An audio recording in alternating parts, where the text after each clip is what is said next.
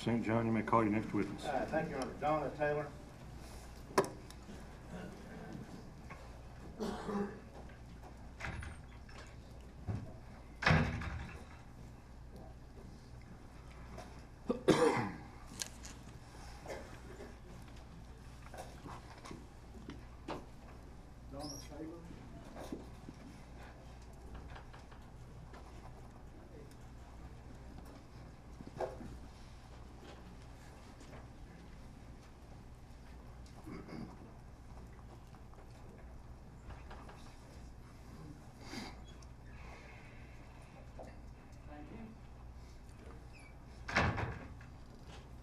Ms. Taylor, you've not been previously sworn. Before you're seated, I'll need you to just raise your right hand and I'll administer an oath. Yes, sir. Do you solemnly promise and swear that the testimony you're providing this cause now on trial is truth, whole truth, nothing but the truth, so help you God? Yes, sir. I All right, do. you may be seated in that black chair. I don't think you're gonna have a problem with that microphone. All right. Donna Taylor. May I proceed, Your Honor? Yes, sir, you may. Yes, ma'am. State your name, please. Donna Taylor, And Miss Taylor, what city do you live in? Waxahachie. And is that in Ellis County? Yes, sir. And how long have you lived in Waxahachie? Since 2006. And what do you do for a living? Custom cabinets and countertops. And you from up north? No, sir. That's easy. Uh-huh. And where were you born? Dallas, Texas. And did you grow up in Dallas? Yes, sir. Cedar Hill. When did you move to Waxahachie? 2006. And in the cabinet shop, just very briefly, what does that business entail? We do commercial and residential custom cabinets and countertops, plastic laminate countertops, just anything to do with custom cabinets. This kind of work here. We've done a couple of jury rooms, trim. How do you get your business? By advertisement or word of mouth or how? Word of mouth, callbacks, referrals. We don't do any kind of advertising. And how many employees do you have? 4. Is that 4 full-time employees? Yes, sir. And on occasion, when you have a lot of jobs to complete, do you have any part-time employees? Yes, sir. Now, we'll go into this in more detail in a few minutes. Do you know Eddie Routh? Yes, sir. And how do you know Eddie? Lifelong friend of his mother since we were about 13 years old. I've known Eddie for 27 years. You and his mother? Yes, sir. Let me finish the question. You and your mother, you and his mother grew up together? Yes, sir. We went to school together. She lived in Cedar Hill. I lived in Cedar Hill. So you went to, back then I guess it was junior high school and high school? Yes, sir. Where'd you go to junior high school? Cedar Hill. And high school? Cedar Hill.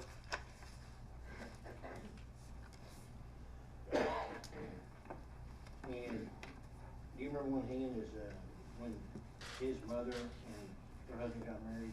1980. And if you can recall, when was Eddie born? September 27th. 27 years ago.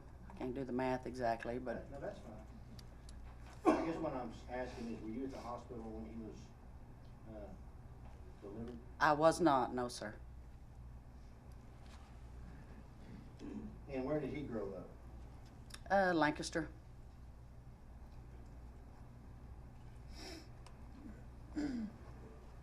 Now, at some point that'd be Eddie, and went off to the military, is that right? Yes, sir. Prior to going into the military, more specifically the United States Marine Corps, do you remember where he went to high school? Midlothian. Did you know him while he was in high school? Yes, sir. Did he play any sports? If you recall.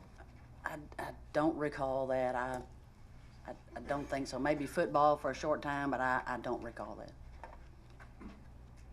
What kind of young man was he in high school? I've always known Eddie to be a sweet, kind, ready to help.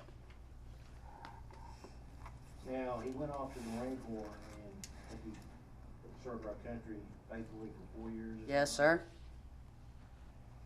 Did you ever see him when he had to leave from the Marine Corps, when he came back to visit his mom or dad? Did you ever see him?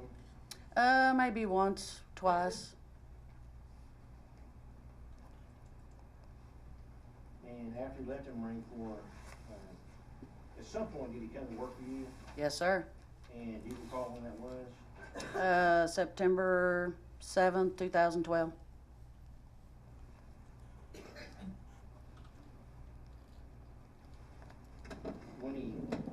Before he went to the Marine Corps in high school, you saw him on occasion. He went to serve our country. He came back. When he came back from the Marine Corps, was he a different person than he was before he went to the Marine Corps? Most certainly. And help the jury understand how he was different. He just seemed distant. He seemed disturbed. Just not like, fun-loving Eddie. He just seemed bothered. Did he ever talk to you about what was bothering you, anything like that? A little bit.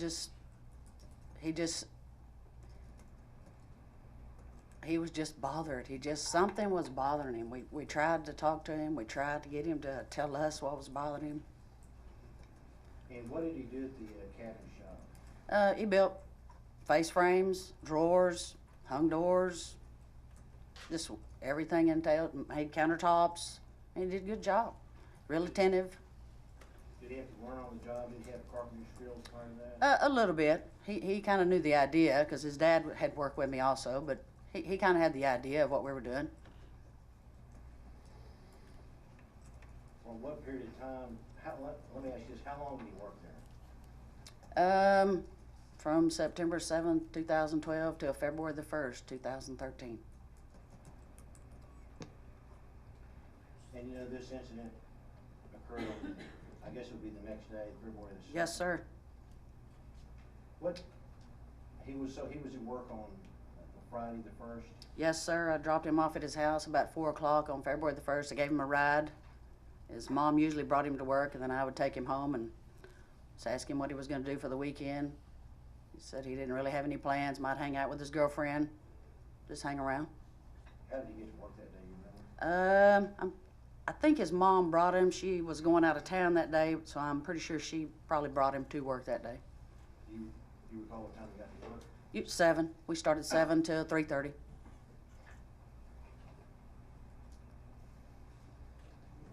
And in relationship to his house in Lancaster, where was the shop? At 4 miles away. He lived in town. My shop was actually in Hutchins, about 4 miles up the road. Lower Hutchins area? Yes, sir. Which is in Dallas County? Yes, sir. So his shift, not a shift, his work ended at 3:30 on the Friday the 1st. Yes, sir. 4 miles away, 15 minutes to get home. Yes, sir. Less, 10, yes, sir. Not too long.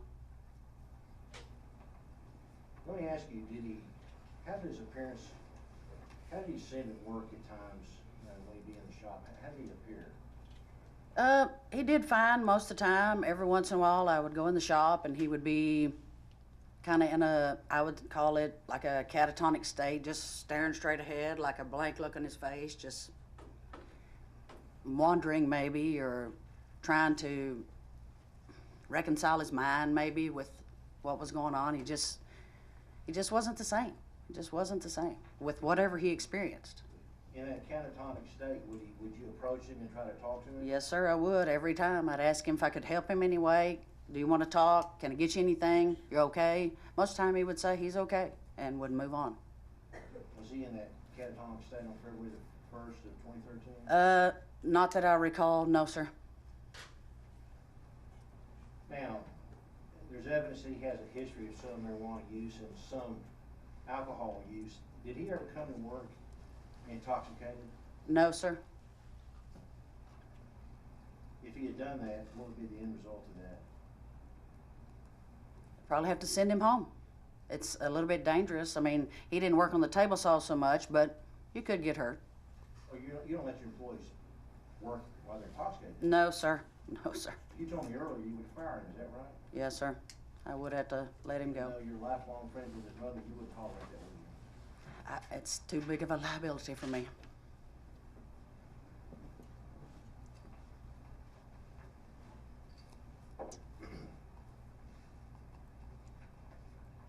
there's some testimony about him smoking pot sometimes, and there's some testimony about his mother smoking pot. I'm not saying it's right or wrong. Some states it's legal, in Texas it's not. Object to the sidebar, Your Honor. Sustained. Did you ever smoke pot at his house? On a few occasions, yes, sir. Did you ever smoke pot with him? On a few occasions, Yeah, with his mother? yes, sir. And why did you smoke pot? I have a lot of pain. I have some knee injuries, hip injuries. It just helps me with my pain, basically, self-medicate. Make you feel relaxed? Yes, sir. It helps with the pain. I don't take any kind of prescription medication. Aleve is about what I take, and smoke a little bit of pot. Yes, sir.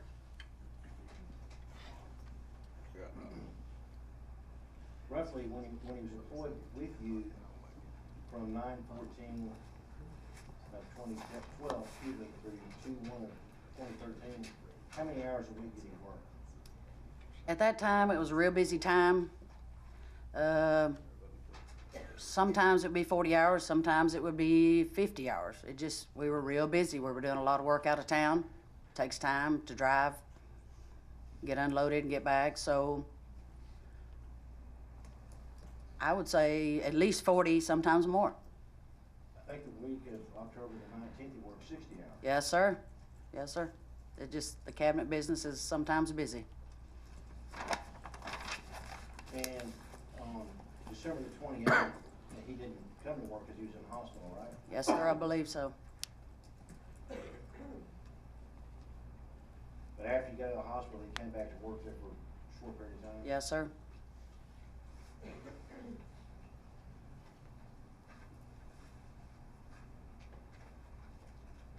Thank you. I'll pass witness, Your Honor.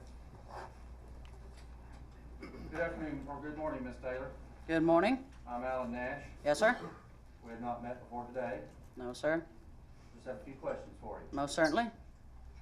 Regarding Jody and the defendant's drug use, how often was it your understanding they smoked marijuana together? On occasion, yes, sir. And did you smoke with them sometimes too? Sometimes, yes, sir. If I happen to be at the house, yes, sir. Now, on occasion is a relative term we learned. How often was it your understanding that Jody and the defendant smoked marijuana together? Not very many times. She didn't want to do that in front of her son. I mean, Not very many times. Well, how many is not very many times? How many times a day? I would say probably not every day. How many times a week? Maybe once, maybe. I wasn't there at their house, so just when I was at their house, it did come up, but I couldn't answer to exactly how many times. Would it surprise you if each day before he came to work at your shop, the defendant smoked marijuana? Yes, it would. It would surprise you? Yes, sir. Every day? That would surprise That would me, yes, surprise you? yes, sir. Would it surprise you that, did he have breaks during the day? Yes, sir. Would it surprise you that during breaks he would go out behind your shop for his break and smoke marijuana to renew his high in the afternoon? Most certainly that would surprise me, yes, sir. So I you were not never aware saw, of that? no, sir, not at all. When you found him in these catatonic states, did you ever ask him if he was under the influence of marijuana? No, sir. So you never discussed with him whether that was caused by marijuana No, sir. or any other drug No, sir. or alcohol? No, sir. So you don't know why he was in those catatonic states, do you? I felt like it was his experience from being overseas. That's my opinion. That's your opinion? Yes, sir. Okay, but you didn't inquire as to all other possible causes for those catatonic states he showed at the shop? No, sir. You didn't ask about, you never asked about drug use, No, sir. whether he's hungover? No, sir. Did he get along with his coworkers? Yes, sir. So he could work with others with tools at the shop, and did he ever act like he was frightened of his coworkers? No, sir. I don't think so. No. So you got along well with them? Yes, sir. Now, in the cabinet shop, y'all use loud tools, and right? Yes, sir. That's why I speak so loud, I'm sure. Yes, sir. Fair enough, fair Yes, enough. sir. Steel saw is allowed? Yes, sir. Isn't it? It's all loud. Yes, sir. And sawdust flying everywhere. Exactly. Hard work. Yes, sir. And the defendant was able to use these tools, Most certainly. and he was around people who were using them all day long. Yes, sir. And he never had any problems with his coworkers. Not that I'm aware of. No, sir. Now, since you've known the defendant since he was a child, did you know the defendant to be comfortable with firearms? Yes, sir. I think so. His grandfather and father grew up hunting and fishing, and yes, sir. I think he was familiar. Yes, sir. So when he was a boy, he used shotguns and rifles and. I don't know what age, but I would say since he was around his grandfather and father, yes, sir. He was. I don't know of any specific hunting times they went hunting or anything, but I would say yes, he was around firearms. So he wasn't afraid of them. No, sir. And when he was in the Marines, did you know he was in armor? Yes, sir. So he was an expert in repairing and handling. Most certainly. Yes, sir. Did you know that in the Marine Corps he actually qualified as a marksman? Yes, sir, I do. And that's quite an accomplishment. with Most firearms. certainly it is. And did you know him to go hunting with firearms and go to the gun range with friends after he got out of the Marine Corps? Hunting, yes. We have a little place in Corsicana, and he came down there a couple times, go dove hunting, quail hunting, yes, sir, with shotgun. I don't know, with friends. I mean, he came down there with his cousin one time, I guess. Okay. So he stayed involved in shooting sports after he got out of the Marine Corps? Yes, sir. Now, on February the 1st, you dropped him off at 4 o'clock, Yes, sir. and he had been well enough to work that day. Had you observed, and you hadn't observed any of those catatonic states on that day. Not that I recall, no, sir. But now we're hitting Friday, and you take him home, and you discuss with him his plans, and was there anything out of the ordinary that he described about his plans for the weekend? Not really. I knew his mom and dad were out of town, and I was just concerned with what he was going to do over the weekend. He just said he didn't know, really, just kind of hang out with his girlfriend. So he's got the house to himself, Yes, sir. his girlfriend's coming over, Yes, sir. and did he seem, confused when you dropped him off at 4 on Friday the 1st? No, just maybe a little depressed, just a little, down, not really. I don't think he was confused. Was he saying anything bizarre when you drove him home? No, sir. So he was talking normal that day, Yes, sir. seemed with his wits, Yes, sir. and he'd been well enough to handle the tools that day. Yes, sir. Hadn't gotten any fights with his coworkers that day. No, sir. And you know, just to be clear, man, you never went back behind the building and smoked marijuana with him? No, sir. No, sir. I was not aware of that at all. So if Ever. So if that happened, he kept it from you? Yes, sir.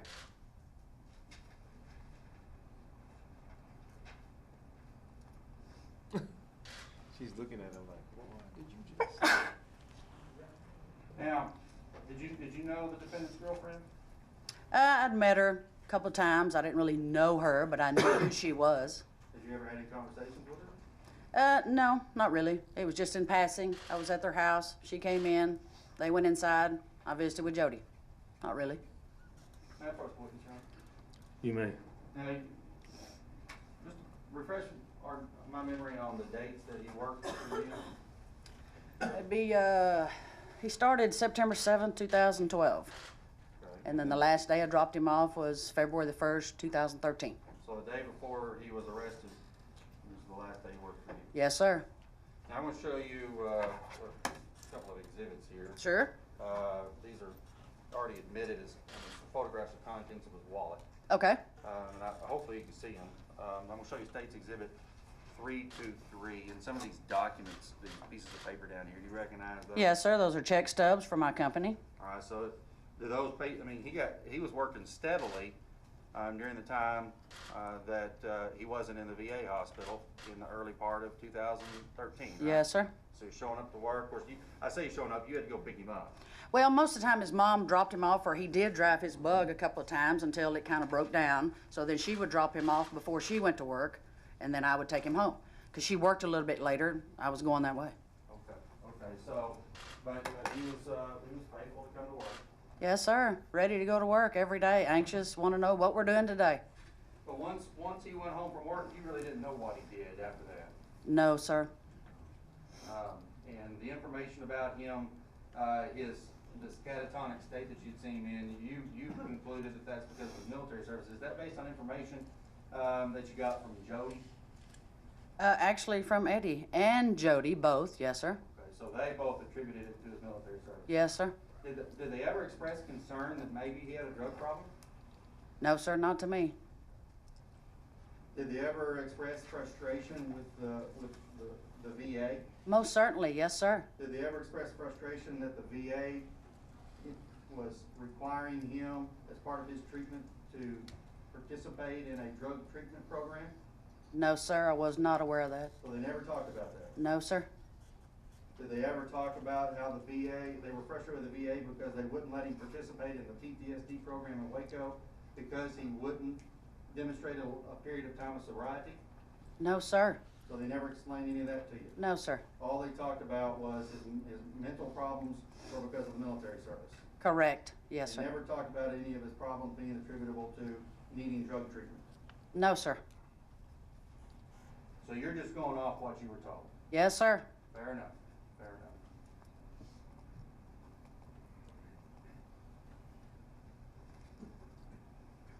Oh, yes, now, there was an incident back in January of 2013, before all this happened. Did Jody approach you about taking possession of some guns that belonged to the Routh family? Yes, sir. Was that January the 19th that happened? Approximately 20th, that holiday, she was off from work, and yes, sir. Did she explain to you that she needed you to keep those guns because the defendant had threatened to kill him, to kill his family and kill himself? Yes, sir. And on that occasion, was your understanding instead of, once he threatened to kill his family, that he went to a mental hospital instead of going to jail? Yes, sir. And did you, at her request, take possession of those firearms? I did. Now, she told you it was because of depression and PTSD, right? Yes, sir. But she did explain to you that he had threatened to kill his family at that time? Yes, sir. I knew about that. Yes, sir. And at some point, those guns were given back to the defendant, is that right? No, sir. Well, They those were guns- not. Where are those guns now? They're in his father's possession. When they moved from Lancaster in March of 13, I took the guns there and we moved them to Hereford, Texas. Okay. He never was in possession of those guns, ever. Never got those guns back? No, sir. Eddie did not. No, sir. His father, Raymond, took the guns back. Okay. Eddie was already incarcerated. Oh, so the guns didn't go back till he was already in jail? That's just when they moved. They moved from their house in Lancaster to Hereford. So he wanted to take them to Hereford. But at that time, she was, as of January the 19th, she was concerned enough about the safety of the family that she gave you those guns. Yes, sir. How many guns are we talking about? Maybe 6. I don't know exactly. Shotguns. They're old guns, a couple of new guns, but they belonged to Raymond's father. They were inherited.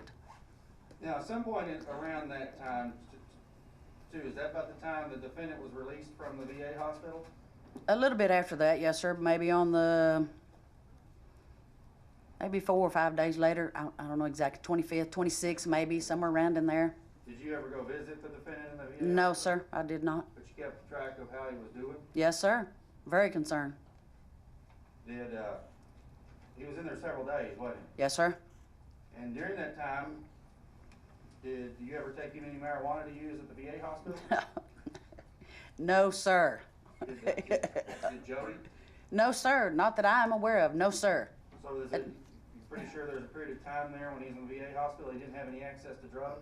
Yes, sir. Now, he went right back the very day he was released and started doing marijuana again, isn't that right? I couldn't answer to that. I don't really know about that. His mother didn't mention anything to you about the very day he was released, he went back to smoking marijuana? That response would be based on hearsay, and I object. No, sir. Overruled. There was no mention of that? No, sir. So you were not aware of that? No, sir. This guy's got to put his laptop down.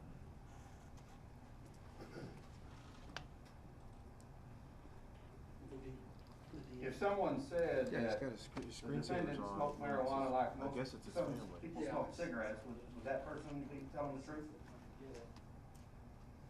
Or a lie?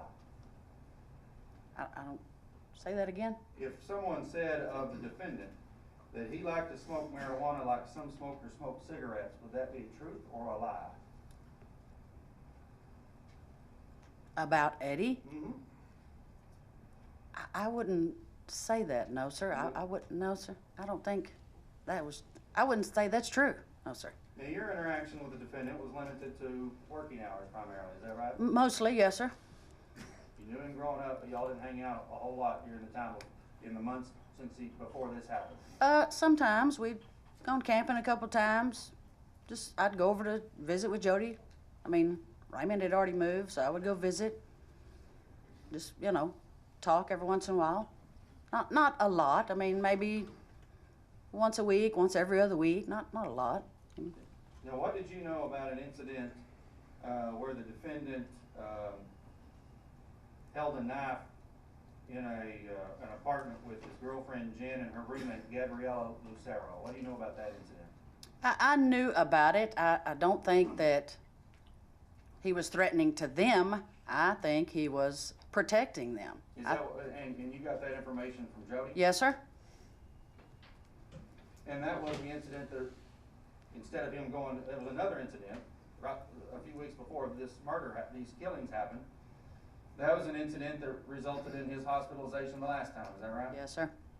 So instead of going to jail, he ended up going to a mental hospital that time as well. Correct. Yes, sir. And all the information you have about that incident is from Jody. Yes, sir.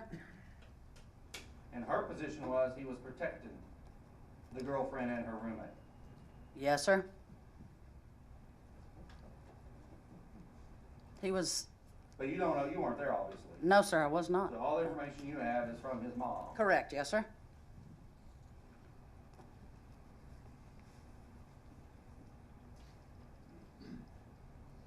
What do you know about the, since you're best buds with his mother, in fact, you're roommates with Jody now, right? She lives with us. Yes, sir. What do you know about the defendant's benefits, financial benefits? I just knew he was getting, Extra relevance. She Sus- don't know about that. Sustained. See the counselor right quick.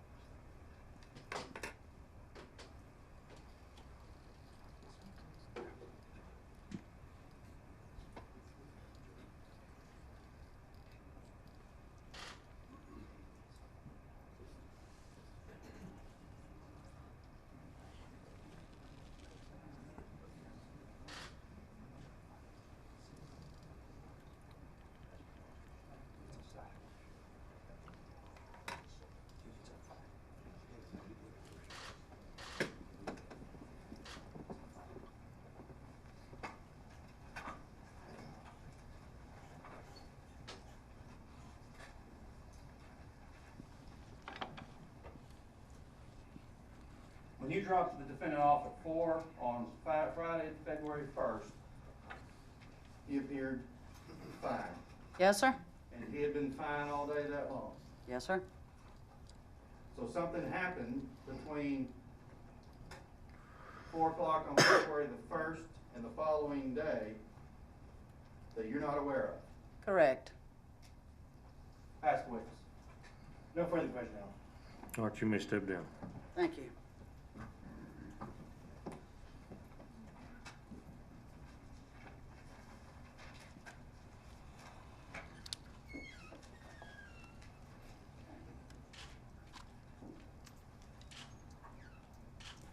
Call your next witness. We call Gaines Levin.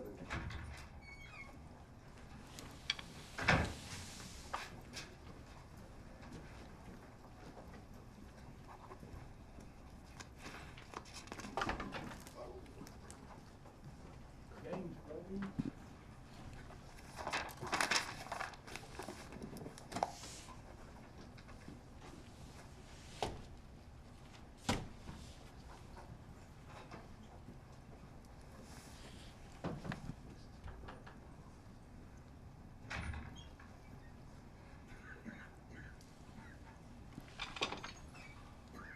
Blevins, you've not been previously sworn. If you'll come on around here, before you're seated, I need to administer an oath. So if you'll raise your right hand. Do you solemnly promise and swear that the testimony you're providing this cause now on trial is the truth, whole truth, and nothing but the truth, so help you God? I do. All right, you can be seated in that black chair and scoot up to that microphone. Would you introduce yourself to the jury, please? My name is Gaines Blevins. And- Go ahead. Okay. Gaines, you are Laura Blevins' husband, correct? Yes, sir. You are Eddie Routh's brother-in-law. Yes, sir. How long have you been married to his sister Laura? It'll be 7 years in April. Okay. Do y'all have children? Yes, sir, we do. How many children do you have? 3. And what are their ages? We have twins that are 6 months old and a daughter who just turned 6. So y'all are busy with raising children. Yes, sir. Where do y'all live? We currently live in Cedar Hill, Texas. Okay. How long have you lived in Cedar Hill? About 4 months. Okay. Where did you move from? Midlothian, Texas. And how long did you live in Midlothian? We lived at that house about 6 years. Where are you from? Midlothian. Born in Midlothian and raised there? Yes, sir. What do you do for a living? I work for a fire protection company doing fire sprinklers.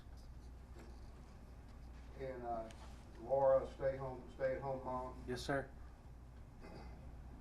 Before you married Laura, did you know the Routh? I did not. So would it be safe to say you've known Eddie since you've been married to Laura? Yes, sir. Uh,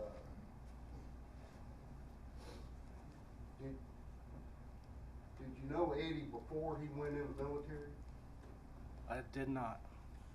You just knew him when he got out of the military? And while he was in, I knew him while he was in the military as well. Okay. When he got out of the military, did you see him very often? Not real often, occasionally. You were living in Midlothian and he lived in Lancaster. Yes, sir. How far apart are Midlothian and Lancaster? About 20 miles, maybe 15, 20 miles.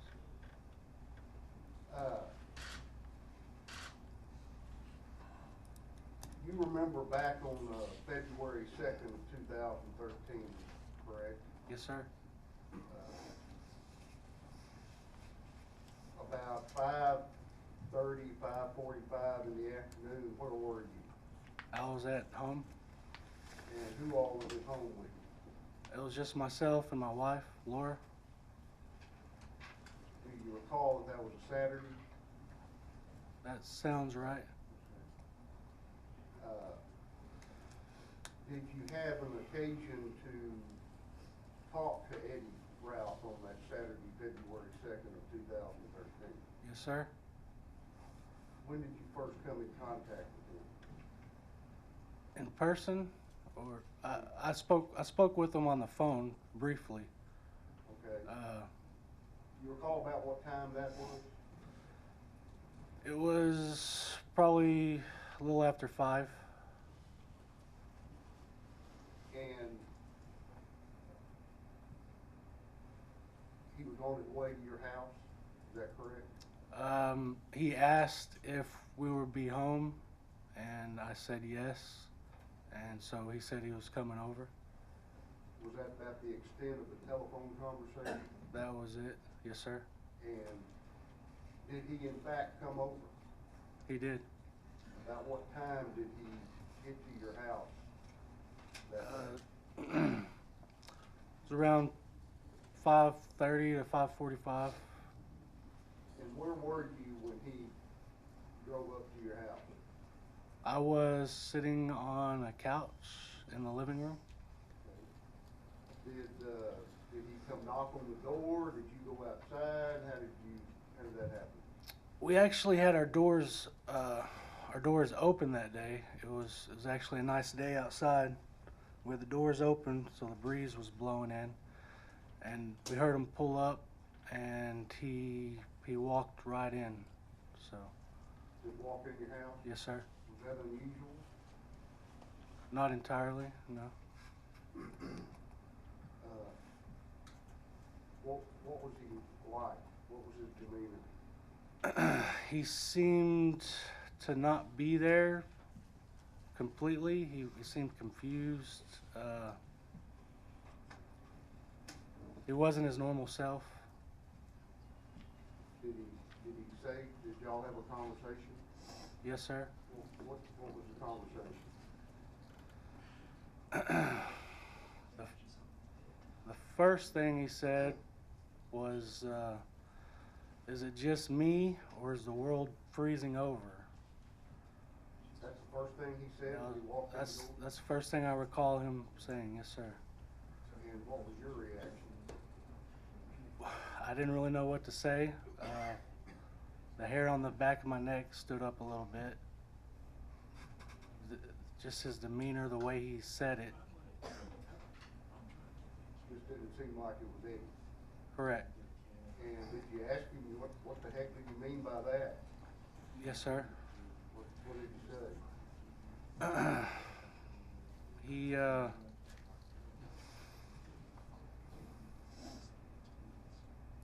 He didn't really have an answer. He babbled about other incoherent things. Did he eventually say something that concerned you greatly? Yes, sir. And what was that? He stated that he had taken some souls, and when my wife asked him what he meant, he said he took 2 souls before they could take his.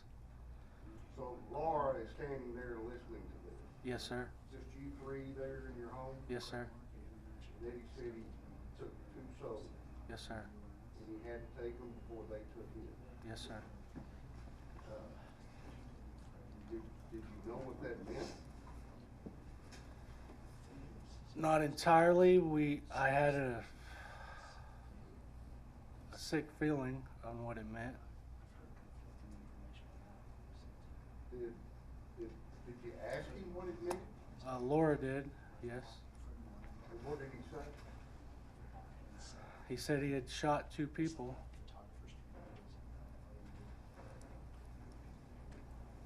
Anything else? No, sir. And when he told you and Laura that, what was your reaction?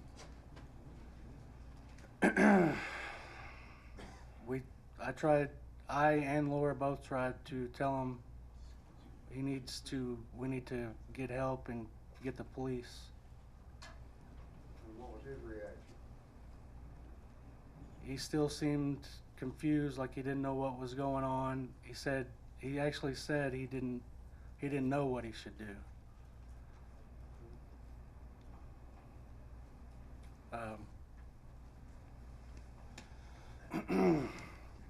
So we tried to convince him we need to contact the police, and he said he thinks he should just go.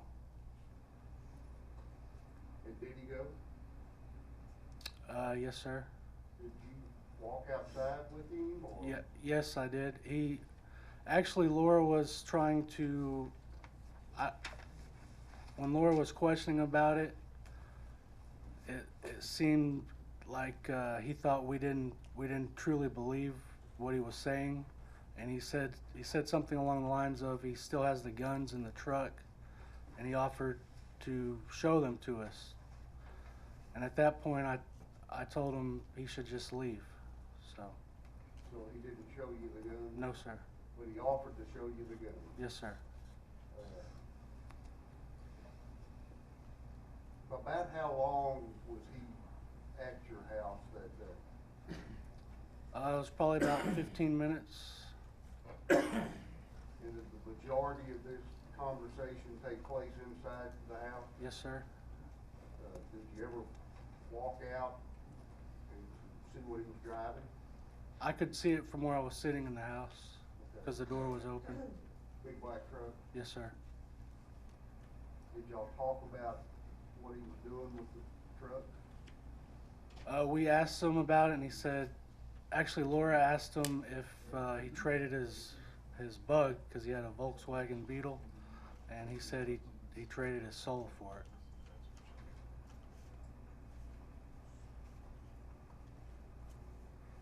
But you remember him saying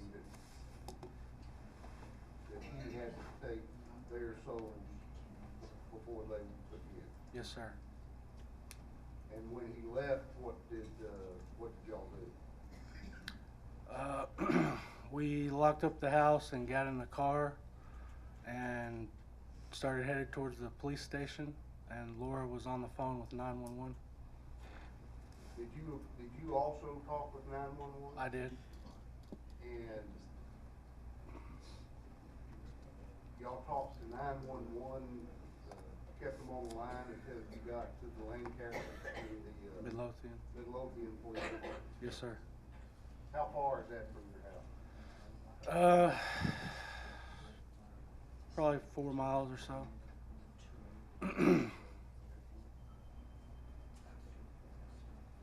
Thank you, Mr. Levens. I'll pass it. Thank you. Good morning, Mr. Blevins. How are you? Fine, how are you? We've met before. You and your wife were nice enough to let us come to your house and talk to you Yes, ma'am. back in, I think that was December. Yes, Does that sound about right? that sounds right. And back when this happened in February of 13, y'all were living over on 9th Street in Midlothian? Yes, ma'am. Okay, and then you recently moved to the new house in Cedar Hill, Yes. and that's where we met with you? Yes. Okay, you and the twins, and Yeah. didn't see your other little girl there? No, she was, I can't remember where she was. With your mom or somebody, Yeah, I think, yeah. I believe. Before February 2013, February the 2nd, 2013, when was the last time? I think you had told us you saw Eddie Routh at Christmas, is that right? I couldn't remember if we saw him on Christmas or not. It was around Christmas? Around Christmas, yes. I think y'all said you and Laura always have some kind of family Christmas Right. party or, Right, I couldn't remember if he was there. okay, and have you remembered since if he was there? I do not. Okay, but nothing unusual happened that you can remember around Christmas? No.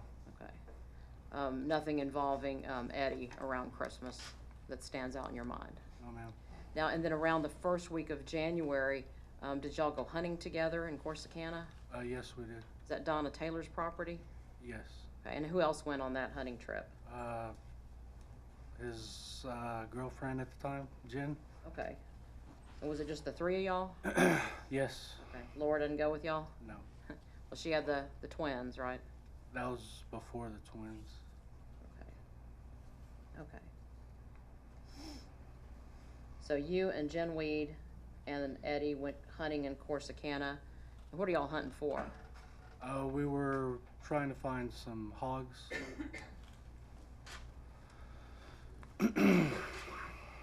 Like feral hogs? Yes. And this would have been, I believe you said, around the first week of January, Yes. 2013. Yes. What else are y'all hunting for? That's it. Okay. Did y'all shoot any feral hogs? No. Okay. And what type of weapons did y'all take hunting? I don't recall all the weapons. You talking about the shotguns or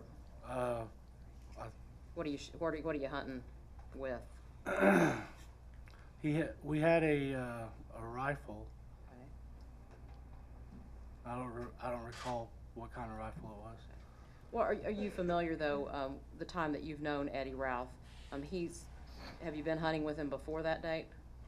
I don't think so. That would have been the first time? Yeah.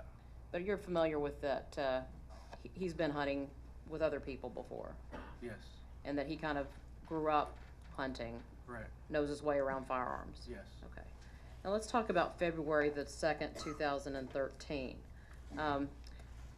So we know that he came by your house, your and Laura's house, told you some things. Laura called 911, you got on the phone, y'all went up to Midlothian PD, right? Yes. And you gave a statement there. Yes. You gave a written statement, and then you also talked to him, and they videotaped that. You know Yes. that. Yes. So you were saying he called you about 5 in the afternoon on February 2nd? That seems right. Okay. And had you not talked to him from the hog hunting trip until February 2nd? I don't believe so. Okay, so it'd been a few weeks, Yes. maybe about 3 weeks or so? Sounds right. Okay. And he's calling you on Laura's phone, Yes. and you answered though. No, she answered. Okay, but then did she give the phone to you to talk to him? Yes. And he told you what? Are y'all home? Can I come on over? Yeah, he said he had something to tell us. Okay. Didn't he say something about breaking up with his girlfriend that day? I don't recall that. But you said come on over. Yes. No reason to say don't come over here. My wife probably didn't want him to come over, but I didn't hear anything. Nothing about No. his conversation that the two of y'all are having. What conversation we had, I didn't see any reason. So you told him to come on over. And that was a pretty nice day, wasn't it? Yes, it was. You were saying you had the door to your house open, Yes. and he came on in about 5:45. Now when I saw Yes, you nod, but yes, this yes. man has to write it down. When you talked to him on the phone, did he say that he was in Alvarado? Yes. And so he came on over about 5:45. And then wasn't one of the first things he said to y'all though was, I sold my soul for a new truck. That wasn't the first thing he said, but he did say that. Okay, he did at some point say, I sold my soul for a new truck. Correct. Yes. Okay, and then he told you that he had murdered 2 people. Those were my words, but So he didn't use the word murder, is that what you're saying now? correct. You remember giving the statement to Midlothian PD, right? Yes, and I put in quotations, I believe, what his words were. Okay. And so you're saying though he didn't use that, that's your words. Correct. And then you and your wife are both there talking to him, Yes. and y'all are asking him, who'd you murder? Or who'd you kill? Yes. What were his exact words if he didn't say murder? He said he shot 2 people. Okay. And he told you that they were out shooting target practice? Yes. Said he couldn't trust him anymore, Correct. and he said everybody's out to get him. Said something to that nature. Yes. Now, you and Laura urged him, he needs to turn himself in. Yes. I mean, fair to say y'all are pretty alarmed. Right. And then didn't he tell y'all that he was gonna go on the run and try and get to Oklahoma? He said something like that. He said he was gonna try and get to Oklahoma before Texas could get him. Yes. And then he tried to show you the guns in the toolbox. Yes. Did y'all go outside to the truck at that point? We were outside on the porch. We didn't walk up to the truck.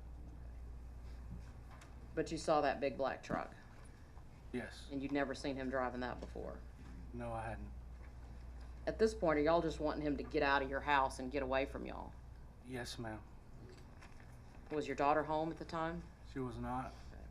I wasn't sure when she would be home. You wanted him to leave before she came home. Correct. And so then did y'all encourage him to leave, and he did leave? I told him just get in the truck and drive, and that's what he did. And then y'all immediately called 911 and went up to the Midlothian Police Department. Yes, ma'am.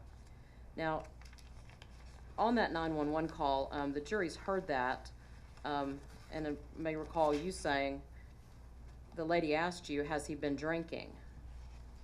Yes, You remember her asking you that? I do. And you replied, he's been known to drink in the past. Correct. And also, do you remember talking with a Texas Ranger that night named Ranger Sweeney? Yes, ma'am. Okay. And then you remember telling him that you had seen the defendant become aggressive or violent before when he's drinking alcohol. I don't recall that, but possibly. Do you remember him asking you if Eddie had ever threatened you or anyone else? Yes, And do you remember telling him that Eddie has been violent on other occasions? sounds right. Right. And you remember telling him that alcohol seems to trigger that? I don't recall that. Now, you're aware that Eddie Routh would smoke marijuana. Yes. Ever do that around you and your wife? Occasionally. What's occasionally? If we were at where he lived, sometimes we'd see him smoke it Okay. And where he lived was, in Lancaster. okay, at his parents' house? Yes, He'd smoke it with his parents sometimes, right? occasionally. Okay. You and Laura smoke marijuana? No. Did she used to? Yes. Okay. With her parents? I don't think so. With her brother? Possibly, yes.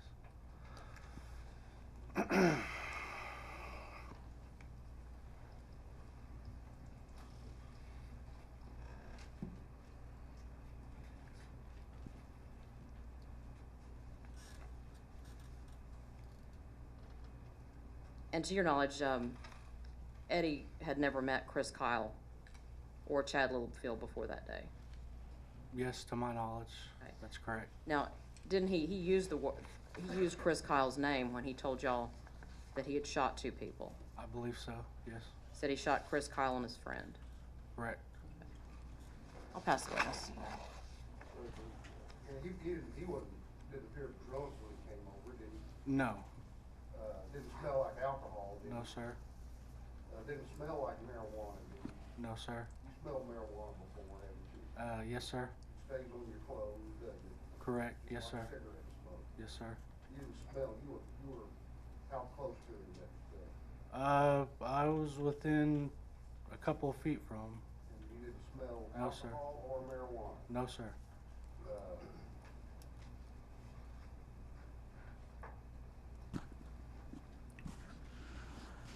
Thank you, sir. I'll pass it.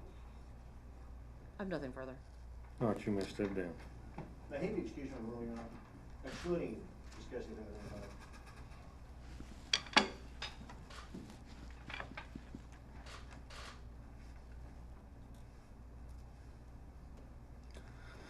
No, I don't think so. You may return outside, but you're still under the rule.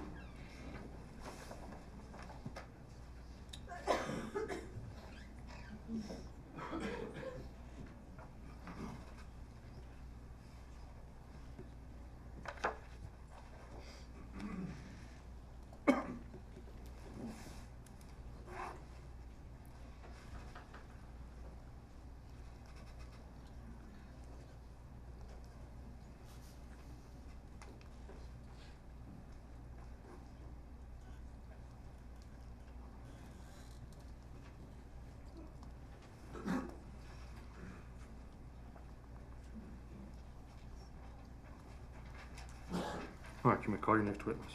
Call Royal Blood, Your Honor.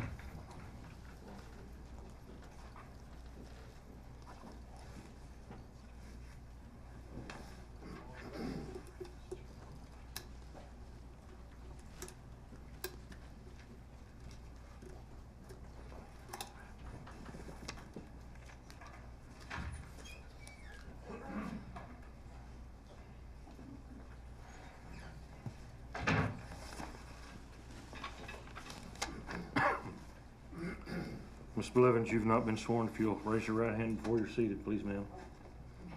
Do you solemnly promise and swear that the testimony you're providing this cause now and trial is the truth, whole truth, and nothing but the truth, so help you God? Yes, sir. All right, you may be seated. You may proceed. Would you state your name for the record, please? Laura Blevins? And, Laura, I'm pretty sure everybody here knows who you are because your husband, Gaines, just testified. You're married to Gaines Blevins? Yes. Okay, you're gonna have to answer out loud. Okay, I'm sorry. That's all right. No worries, but he can't take them when you nod. You're good. Okay. And do you know Eddie Routh? Yes, sir. And what's your relationship to Eddie? He would be my little brother. Okay, you and Eddie are biological brother and Yes. sister. Yes. And, how much older are you than Eddie? Almost 3 years. Almost what? 3 years. Okay. And did you and Eddie both go to school together growing up in Midlothian? Yes.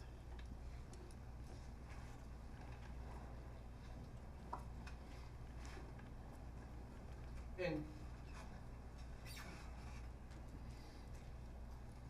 what kind of student was Eddie in school? Mediocre. Average? Average, yeah. And did you graduate high school in Midlothian? Yes, I did. About 3 years ahead of Eddie? Yes, I did. So y'all spent 1 year in high school together? And when you graduated high school, Eddie would have been a freshman or a sophomore? He was a freshman. Okay. And so after he graduated, what did he do? He went to the Marine Corps 10 days later. Okay. So he was out of high school all of 10 days before he signed up for the Marines? He had signed up before he got out of high school, and he was gone 10 days later. Okay. And he wasn't 18 yet, correct? No, he celebrated his 18th birthday in boot camp. All right. Now, while he was in the Marines, you were aware of his deployments and where he was stationed and what camps that he was at in stateside, correct? Yes. And did you stay in touch with him? Regularly, yeah. And did you see him when he was on leave, when he came home? Yes, I did. And you had conversations with him on a regular basis? Yes. Throughout his deployments, when he was overseas, it was a little less frequent then, it's harder to get in contact?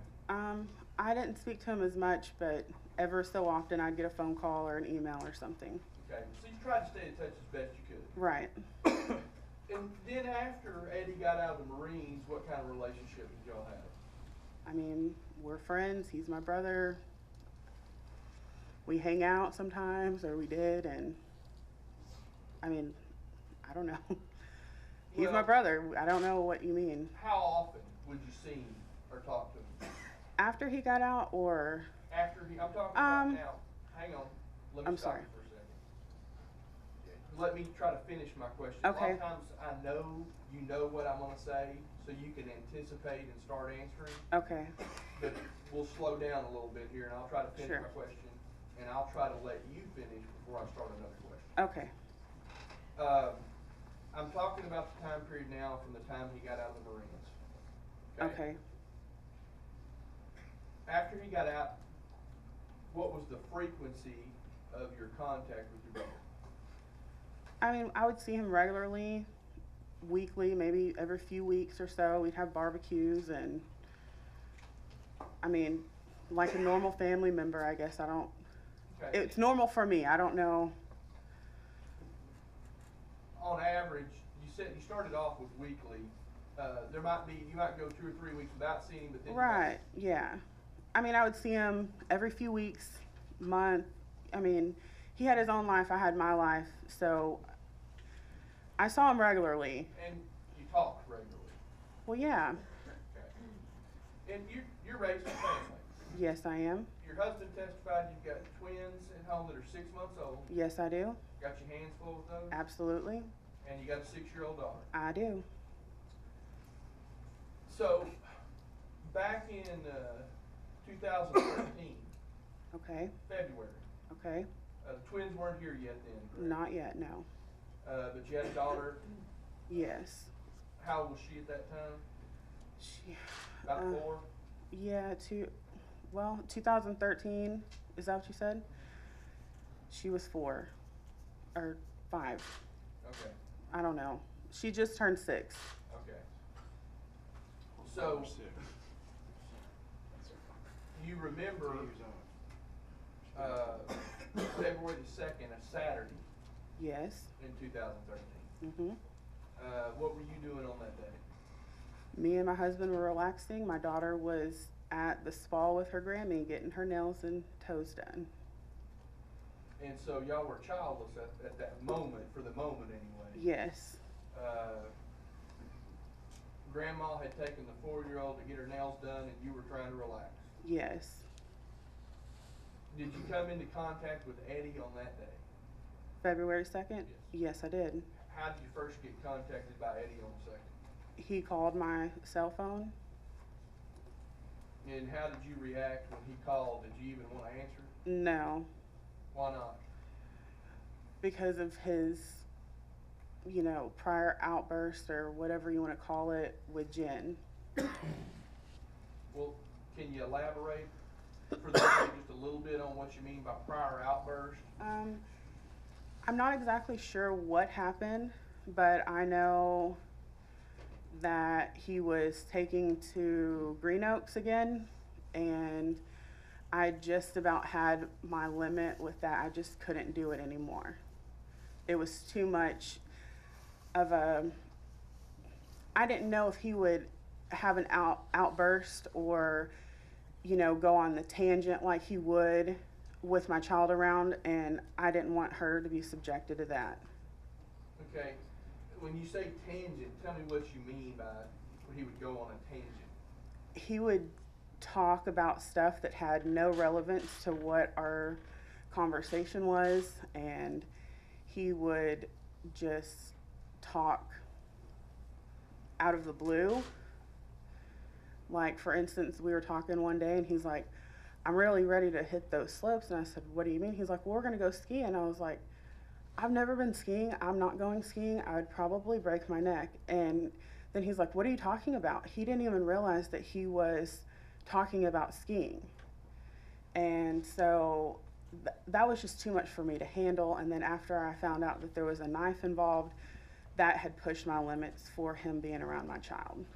Okay, when you say that there was a knife involved, you're talking about the incident with Jen Weed Yes, sir. that got him put in the Green Oaks Hospital? Yes, sir. And how long had that happened before February 2nd when you were? he called? I know that it was in January sometime. I'm not sure of the date. Okay, it had been recent. Yes. All right. So you didn't want to answer, but you did. Well, it was my uncle's phone that he called from, and they had called a couple times, and I finally was like, they're not going to stop calling, so I went ahead and answered it. And he didn't really make sense, and I told Gaines, I said, here, you can talk to him. I mean, we had a brief conversation. I'm not clear of all the details. I don't remember all of them, but I knew I tried to get him off the phone, and he asked to speak with Gaines, so I let him speak with Gaines. And then what did Gaines tell him? Gaines said, all right, man, we'll be here. And how'd you react to that? I was pissed. Or I'm sorry, I was mad. So, you're trying to relax, 4-year-old's gone with grandma, you just want to chill out at the house. Right. And now Eddie's coming over and you're worried because of this. Yeah, I actually told Gaines, I said, if he comes in and he's talking nonsense, I'm calling the police to have him committed back to Green Oaks or to the VA. Because I knew that he wasn't quite right, and I was not going to let him be that way. I wanted him to have treatment. Okay, so when he gets there, are your fears realized about the talking the nonsense? At first, he walked in and I said hi, and I could tell he wasn't quite himself, but I mean, he's my brother. I love him. So I was like, hey, what's up? How's it going? And he started talking, and the things he was saying, I knew that he was not himself. How did you know that? What was he saying? Well, he was talking about pigs sucking his soul, and he said, I can't remember everything he said, I'm sorry. But that was one thing that stuck out to me because that's bizarre. Okay, were you, at this point, were you concerned? Not exactly. I mean, I knew that he wasn't quite right and that I was probably going to have to make that call because I wanted him to be not at my house acting that way. But I was unsure, and then he sat down at our dining room table and he started talking, and he said he killed 2 guys. I asked him who. He said, I don't know. I said, what do you mean you killed 2 people? I didn't really believe him because he said crazy stuff before. I mean, he's never said that, but I just didn't believe it because he was not talking the way he normally would. So then you began to get concerned though after he said that? Yeah, absolutely. I told him, what are you talking about? Who? And he finally said, Kyle. And I said, Kyle? Who's Kyle? And he goes, Chris Kyle. And I was like, I don't even know who that is. And then I realized, oh yeah, my mom had said something about maybe getting them together to go hang out or something. And I said, where were you? What was happening? And he said they had gone to a gun range. Did he tell you what happened at the gun range? No, he just said they were at a gun range. Okay. Did he ever make any statement about taking their souls? Yeah, he said that he took their souls before they could take his. And I asked him what he meant by that, and he said that they were out to get him. Did he also make a reference to his soul in regard to the truck? He did. He said he sold his soul for a pickup. And I said, so you traded in your ladybug? Because he had a VW Beetle that was painted as a ladybug. And he said, well, no. And I said, what do you mean? And he's like, that's just what I mean. So eventually did you start talking about calling the police? Yeah, I told him, I said, if this is true, if you've honestly killed someone, you've got to turn yourself in. You can't go around killing people. And he said, well, that's okay, because I'm going to Oklahoma. At this point, were you still in a state of disbelief, or did you believe him? Absolutely. I could not believe that this was true. I just thought he was talking, the word I would like to use is not appropriate. He was talking nonsense. That day, on February the 2nd, when you spoke with Eddie, was he himself? No. The man that was my brother, it was not at my house. The person who came to my house was not who I know is my brother. So shortly thereafter, after you start talking about calling the police, he leaves. Gaines tells him to get in the truck and drive. Right. Well, actually, I told him I was going to call the police, and I was trying to, walk him out the door, because our doors and windows were open because it was a beautiful day outside. And when I started walking outside, I saw a pickup truck, and I knew that he could not afford that pickup truck. And it kind of took me back. I felt like I was going to throw up because I thought, this could be a real possibility, but I still couldn't believe that that was actually what was happening or had happened. And I stood on the edge of my porch, and he was in the drive because it's a little up. So I looked him in his eyes and I told him, I love you, but I hate your demons.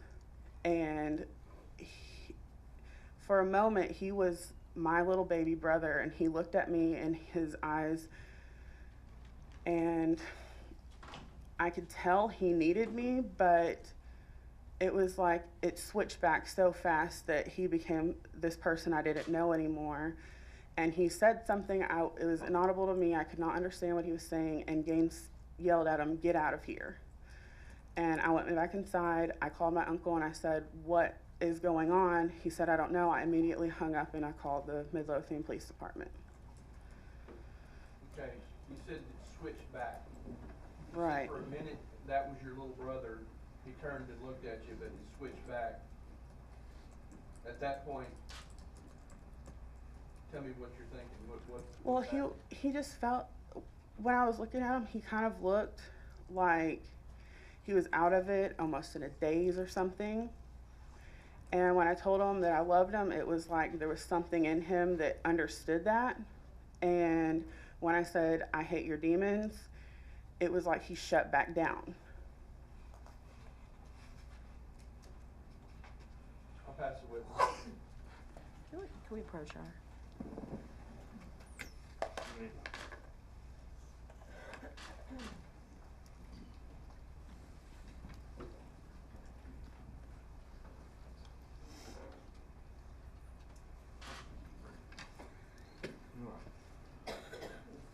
10:20, it's a good time for a morning recess at this time. Let's take a 20-minute recess.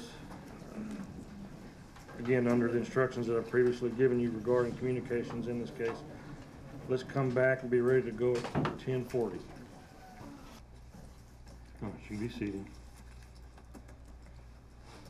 You may proceed. Good morning, Ms. Blevins. Morning. How are you? I'm okay. Not exactly thrilled to be here. No. We met a couple months ago at your house, right? We did. Cedar Hill, you and your husband. Yes. Understand this is an uncomfortable position that you've been placed in. Yes. Let me talk to you first about some incidents that happened prior to February the 2nd, 2013 involving your brother. Okay. There was a family, either a barbecue or a fish fry, Right. some kind of family gathering in around September the 2nd, 2012. Do you know the event that I'm talking about? Yes, I do. Okay. And you were there at that event. I was. Gaines was there, Yes. and your daughter Julie was there. Parents were there. Yes. And was this kind of an occasion where your dad had come home from working up in Hereford? Right. And had y'all not seen your dad in a while? Correct. And and something happened at that family gathering, the fish fry, Right. between Eddie and your dad. Yes. And was Eddie drunk? I believe he had been drinking alcohol. Yes. And he and your dad actually got in a fight. They did. And Eddie threatened to shoot himself and the family. Yes, he did. He was angry about something about your dad wanting to sell some guns. I don't know what I mean, this is what I heard afterwards, but I'm thinking it was something along those lines, yes. But it was a pretty scary thing for you to be at Yes, with it your was. child. I removed me and her. You got your daughter out of there Yes, I did. because you were that concerned. Right. And you understand that your mom called the police. I urged her to, yes. And you understand that then the police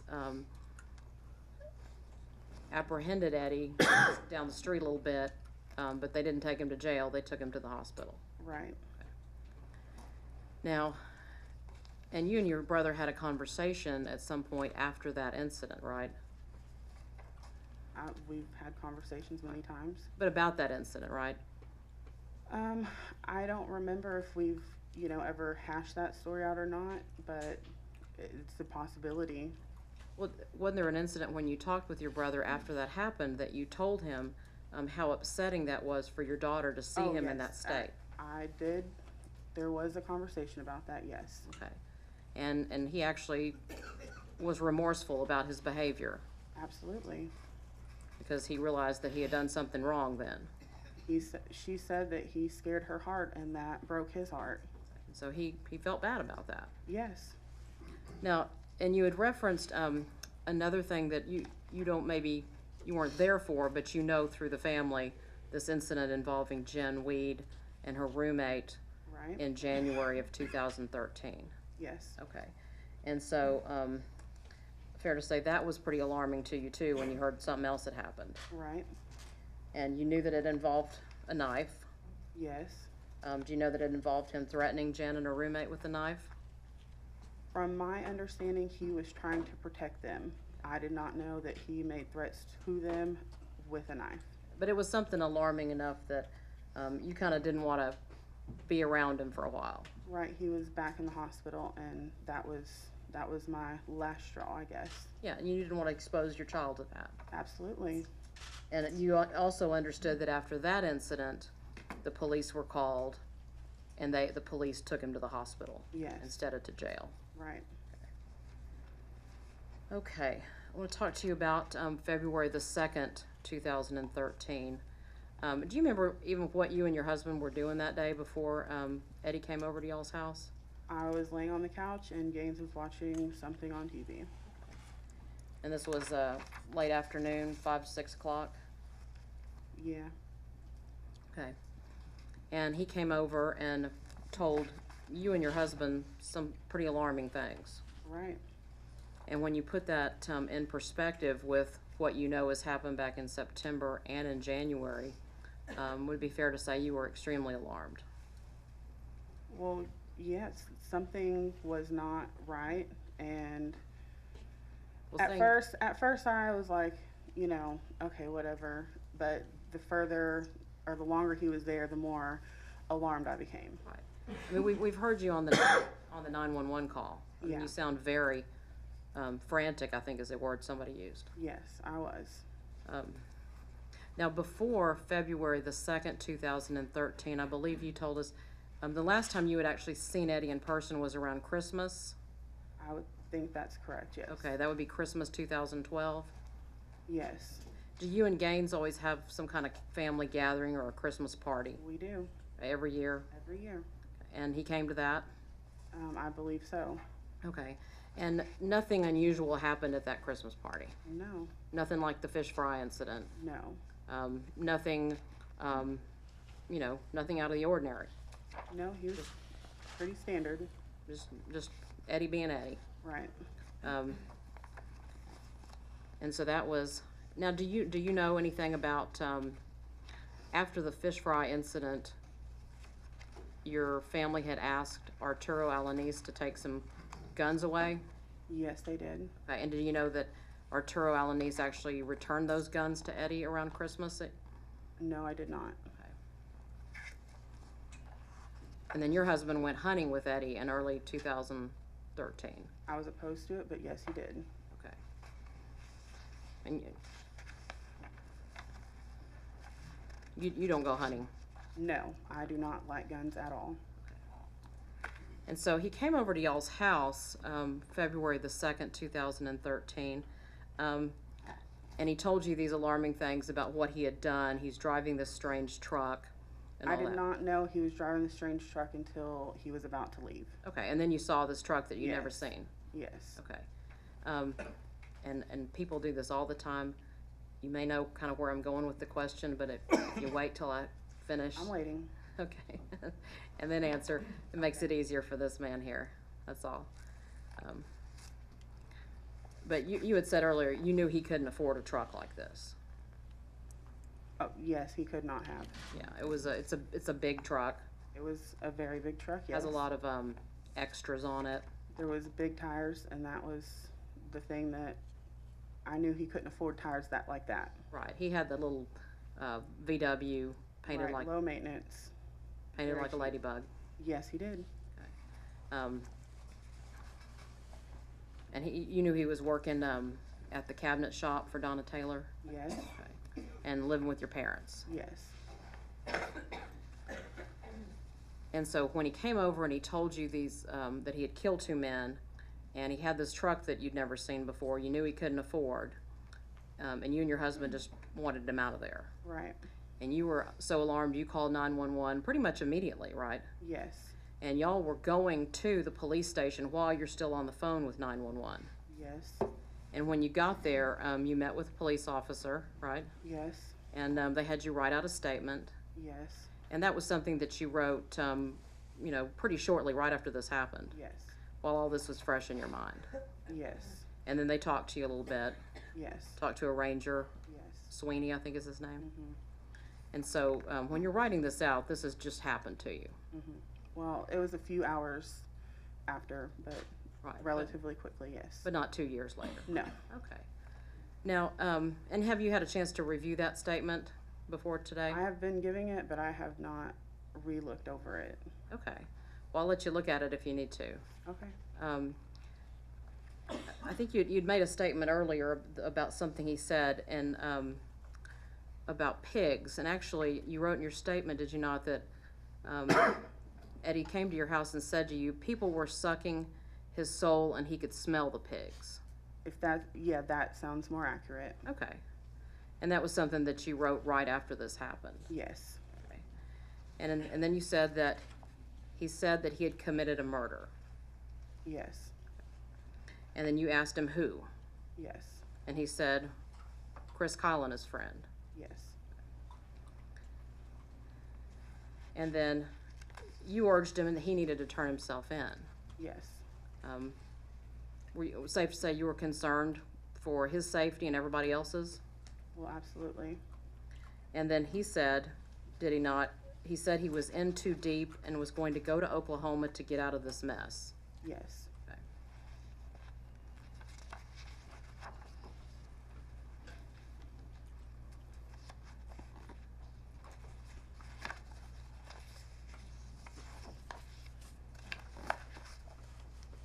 And did you tell him that you were gonna call the cops on him?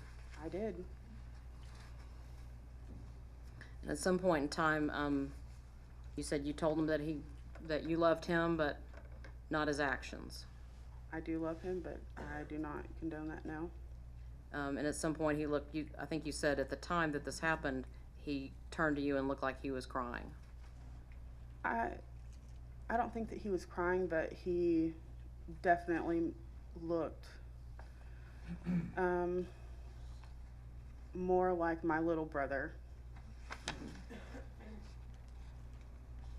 Someone who needs me.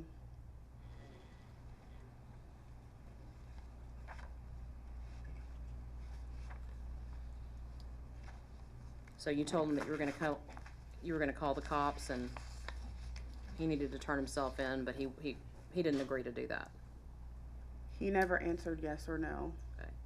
So y'all told him he just needed to get out of there. Yes. And at some point, did you hear him tell Gaines, or was he telling you too that he wanted to show y'all the guns? I heard afterwards he told Gaines. I never heard him make that statement because I was in his zone to get the phone to call the police. Okay. So if he told Gaines that, you didn't hear that? Right.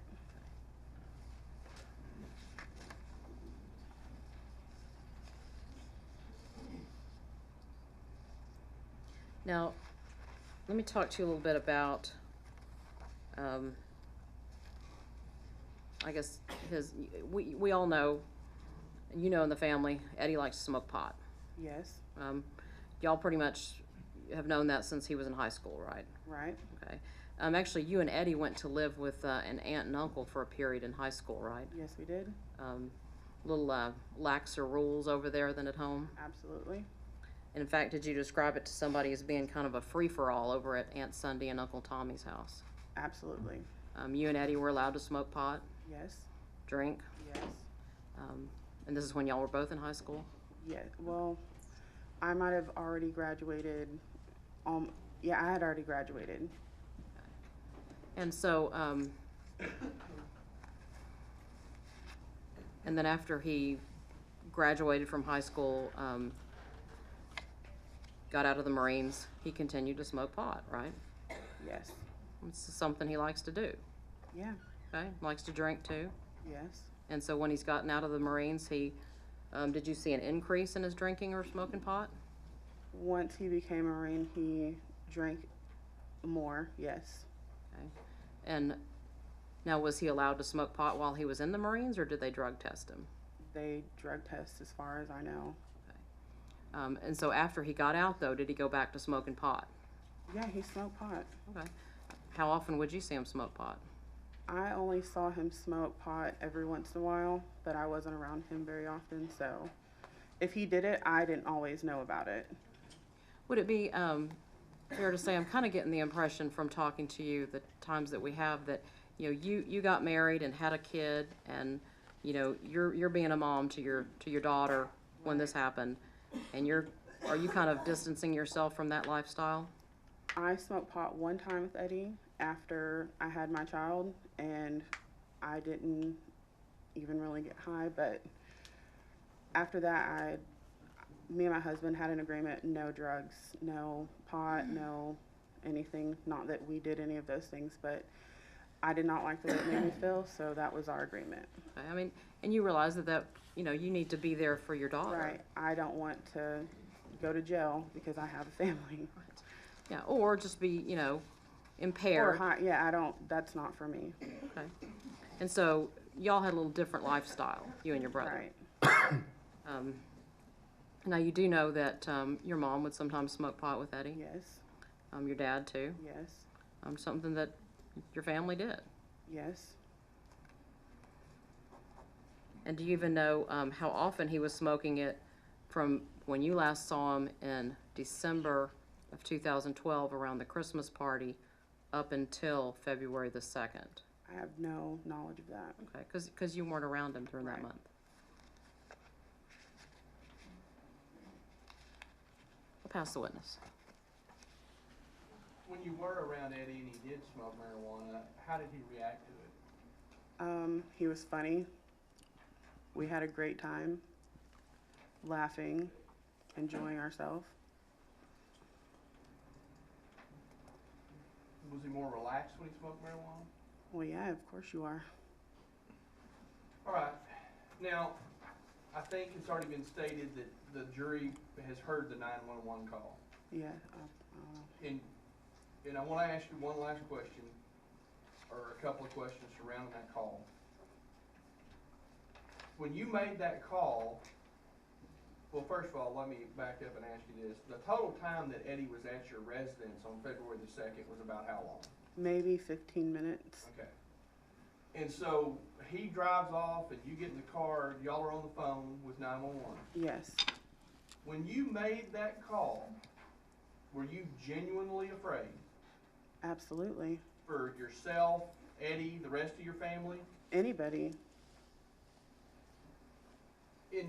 In that state of being genuinely afraid, were you calculating what you said to the police in some form or fashion to try to help him out? No. And so when you said he's effing psycho, you didn't do that with any other purpose other than you perceived that to be the truth? No, he was effing psychotic. Pass the witness. Ms. Blevins, I'm, you know, not saying this to insult you or anything, but you're not a psychologist, right? No. You're not a psychiatrist. No. Might be better to ask a doctor who is a psychiatrist. Absolutely, I would suggest that. Yeah, what that means. Yeah. Okay, that's fine. I'll pass the witness.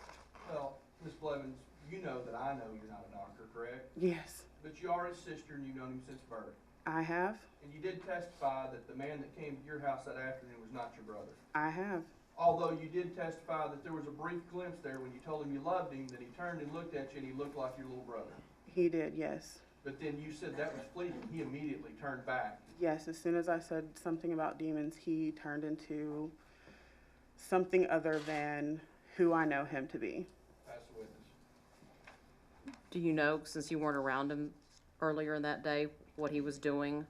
I have no idea what he did that day. Whether he was using drugs or anything earlier that morning?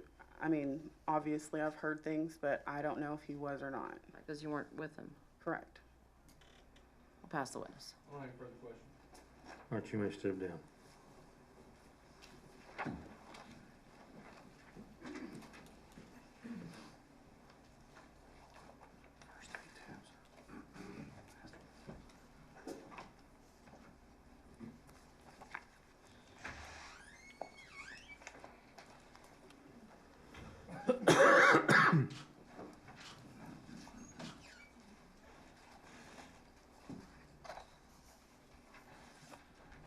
All right, call your next witness. Judge Weed called Jennifer Weed.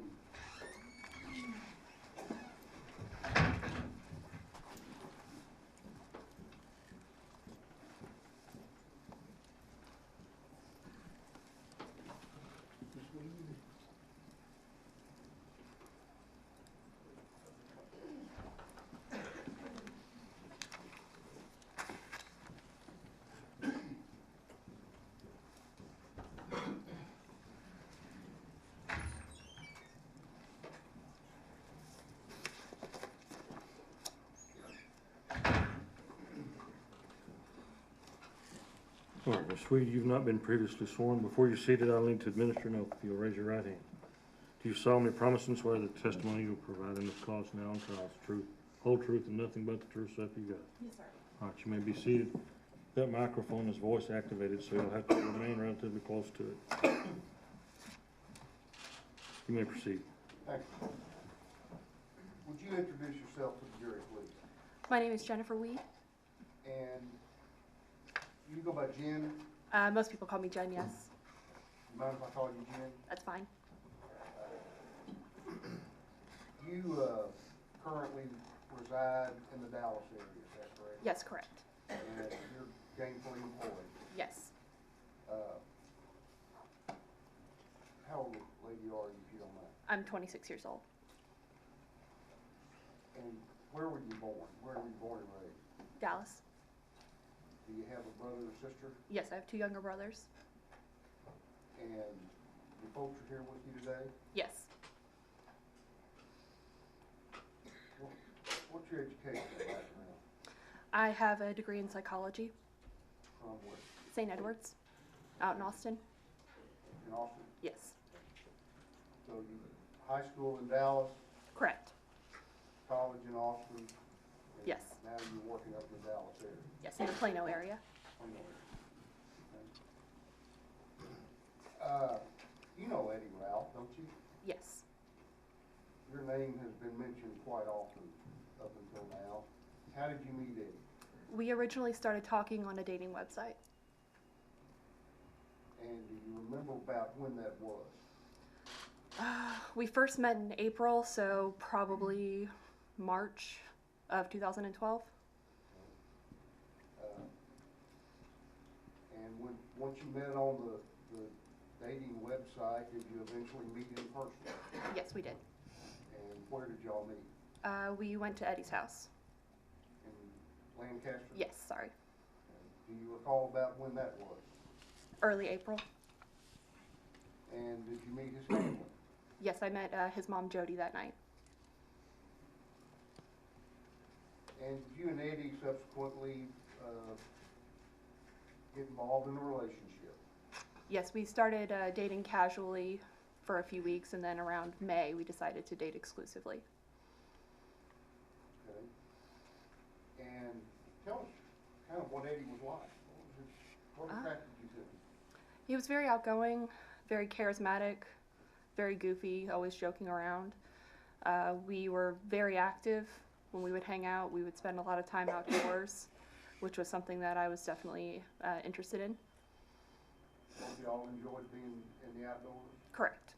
Did you ever go hunting with him? Yes, a few times.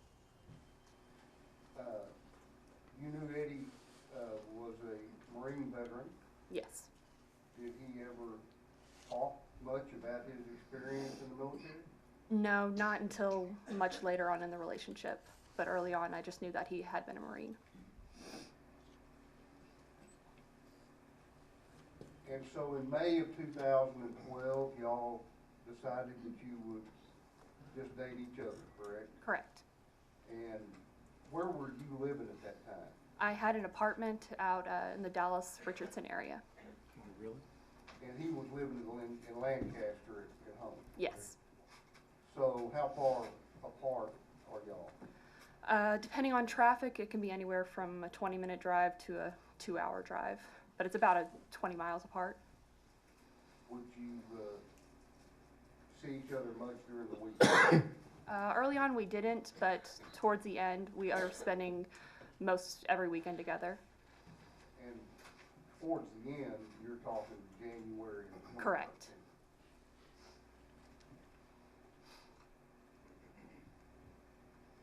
Did you know that Eddie, while you were dating him, was on any kind of medication? I was not aware of him taking any medication. I knew he had been prescribed medications, but I did not know what they were.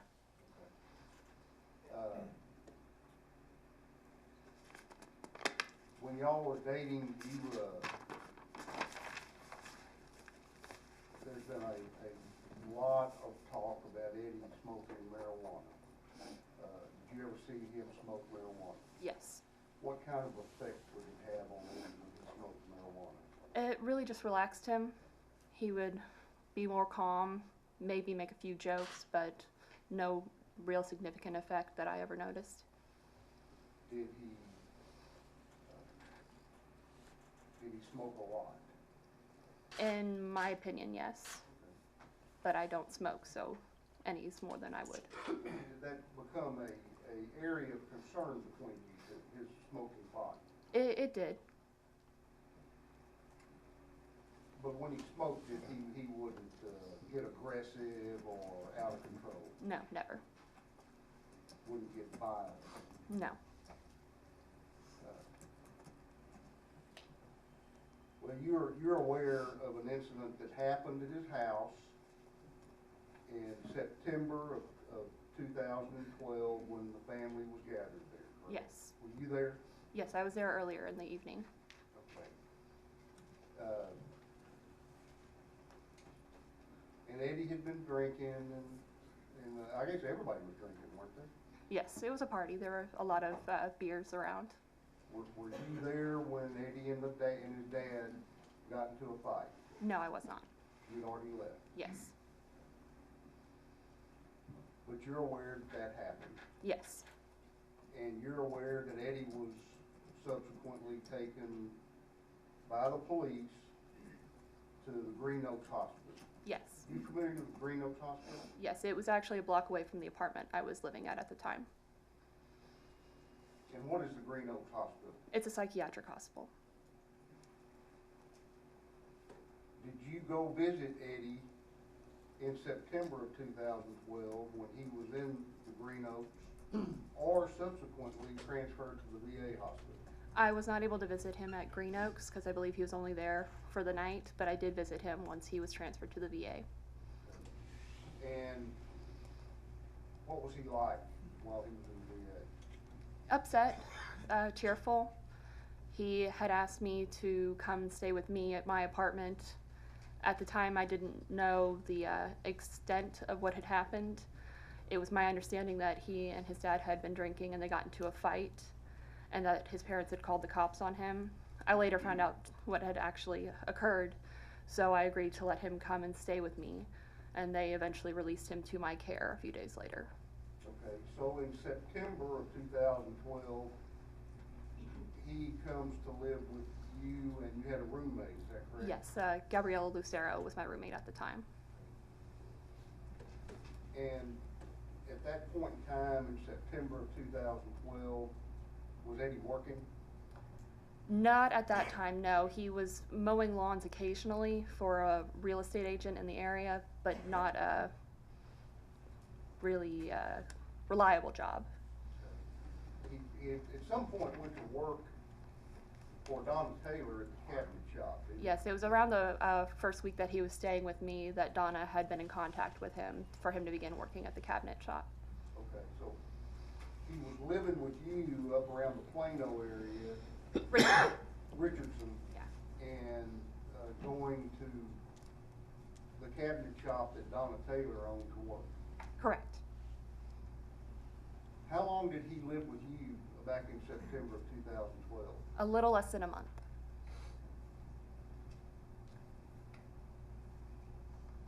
And so y'all, for that month, or a little less than a month, y'all saw each other every day. Correct.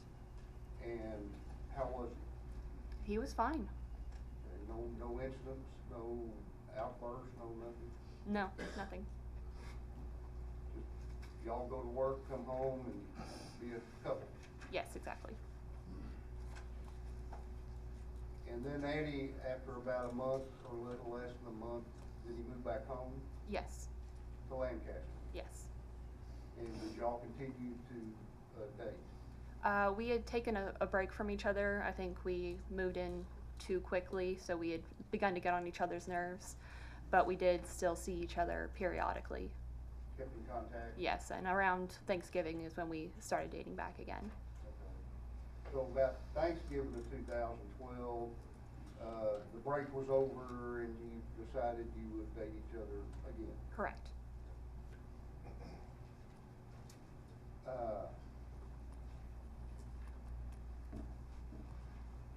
At some point in time, he actually moved back in with you, correct?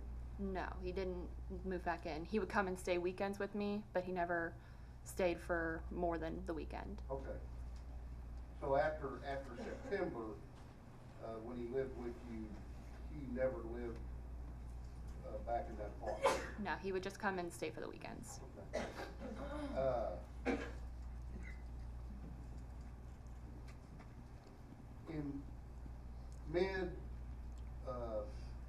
mid-January of 2013, did you have a chance to go visit with Eddie in Lancaster, his mom and dad's house? Yes. What was the purpose of you going down there? I had gotten a phone call from Eddie early, Monday morning, I don't remember the exact date, and he had seemed upset. And I was in the process of getting ready, so I kind of got off the phone, and then I went to work, and then a few hours later, his Uncle Jamie had called me expressing concerns about Eddie. So I decided to leave from work to go check on him, and he was very visibly upset. He wasn't speaking. He was just sitting on this couch in the living room staring at the wall for several hours.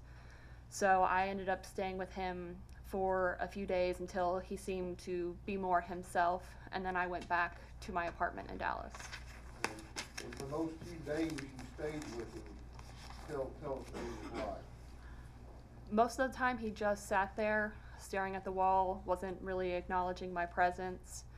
Then he would break into tears, and then he'd be laughing, and then he'd go back to silence. It was very erratic behavior. Where were his parents?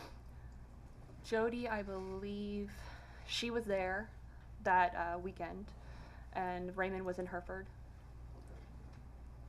So you spent a couple of days with him to make sure that he was okay? Yeah, Jody had to go to work, so I was staying with him. I had taken a few days off of work myself just to be with him. He wasn't going into the cabinet shop, and I was concerned about him, so I stayed with him just to see that he was okay. And that was, to the best of your recollection, when was that? Mid-January, early mid-January. Then, the incident that we've talked about on January the 19th. Why was Eddie he was at your apartment, correct? Yes, that Thursday he had called me very upset, and he asked me to come get him. So I drove out to Lancaster, and I pulled up in front of his house, and he came running out of the house and jumped in my car screaming, "Go, go, go." And I tried to get him to tell me what was going on, but he wouldn't. He just kept screaming at me to go. So we got back to my apartment. Everything was fine. We went to bed, had a nice night. He stayed at the apartment that Friday while I went to work. I came home, and we went to dinner at my parents' house that Friday night. Then we got back, and we were getting ready to go to bed, and Eddie got really upset with me. And I don't really know where it came from, but he started calling me names, accusing me of drug usage, trying to steal his soul, and then he kept insisting that I take him back to Lancaster because he was going to die that night, and he wanted to say goodbye to his mom before he died. This is on January 19th. This is the Friday. I'm sorry. Yes, so the Friday. I don't like driving at night, so I told him that if he really wanted to go, I would take him back in the morning. He was very upset with me, calling me a crack whore, telling me I was a demon, that I was trying to steal his soul, that nothing I did mattered. Did this surprise you? He had never spoken to me that way before now. So this was... It was very out of character. Out of character. Yes. Okay. So I eventually went and took him to go get some cigarettes to calm him down. And he smoked a cigarette on our patio. Then we came inside. Was he smoking marijuana? No. Not at all? Not to my knowledge, no. Never when I was with him. We went inside, and he went and got one of the bottles of vodka that we had in our apartment, and he poured 2 shot glasses, and he told me to take a shot with him. But the week prior, he had made a commitment to me that he was going to get clean, stop drinking, stop smoking, so I wouldn't take it. But he took a shot. that all he drank? That's all he drank that I ever saw. I wasn't with him that Friday during the day, but Friday that night he only had that one shot. Well, you've seen him intoxicated, haven't you? Yes. At that point in time, did he seem intoxicated to you? No. Didn't seem high on marijuana or intoxicated on liquor? No. Then what happened? He eventually calmed down enough. I told him, you know, if you're gonna die tonight, let's go to bed and let's lay down and go to bed. So we went to bed and we woke up the next day and he seemed to be in better spirits. And he asked me to take him to this attorney's office that had handled his DUI case. Would this be the 19th? Yes, a Saturday morning, correct. January 19th? Yes. So went to get ready. I told him if he wanted me to take him, I would take him. So I asked him to go look up the address or get the address while I was getting ready. I came out after getting ready and I was like, okay, well, let's go.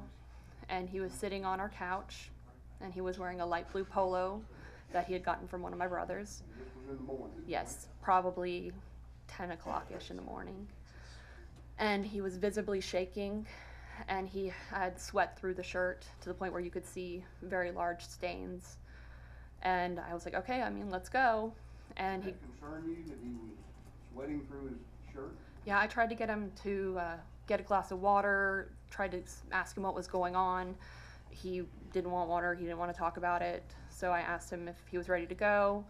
And at the time we had decorative ninja swords by our front door. So when we got towards the front door, he grabbed one of those swords and said, no, we're not going anywhere. And proceeded to insist that people were out to get us and we needed to stay in the apartment because the apartment was safe. And You had been with him all morning, yes, got up with him, yes. and had not smoked any marijuana up to that point. No, there was no marijuana. Had not drank any alcohol up to that point. He had had that one shot that Friday night, but that was all that I saw him have. But on the morning of the 19th. There was no alcohol, no. So he got a decorative ninja sword and thought there were people outside. He kept saying that they're gonna come get us, that we're safe here, we don't wanna let them in. And then he asked me to call the attorney. We called Raymond, we called Jody. He kept insisting that we couldn't leave, that people were out to get us. And where was your roommate during this? She was in her room at the time, and I had texted her and said, you know, Eddie's in a mood, stay in your room as long as you can. But she had a second job that she was getting ready to go to. So she eventually came out of her room, and he had at that point gone into our kitchen and pulled the knife from the butcher's block and put down the ninja sword and was holding it at his side. And the same thing continued of, you can't go anywhere. She tried to talk to him about how she needed to help abused children because that's what she was doing. I'm sorry, Your Honor, I'm gonna have to object at this point to the narrative. It's a Sustained. little hard to follow. Well, so at some point he puts the decorative sword down and goes into the kitchen and gets a knife. Correct.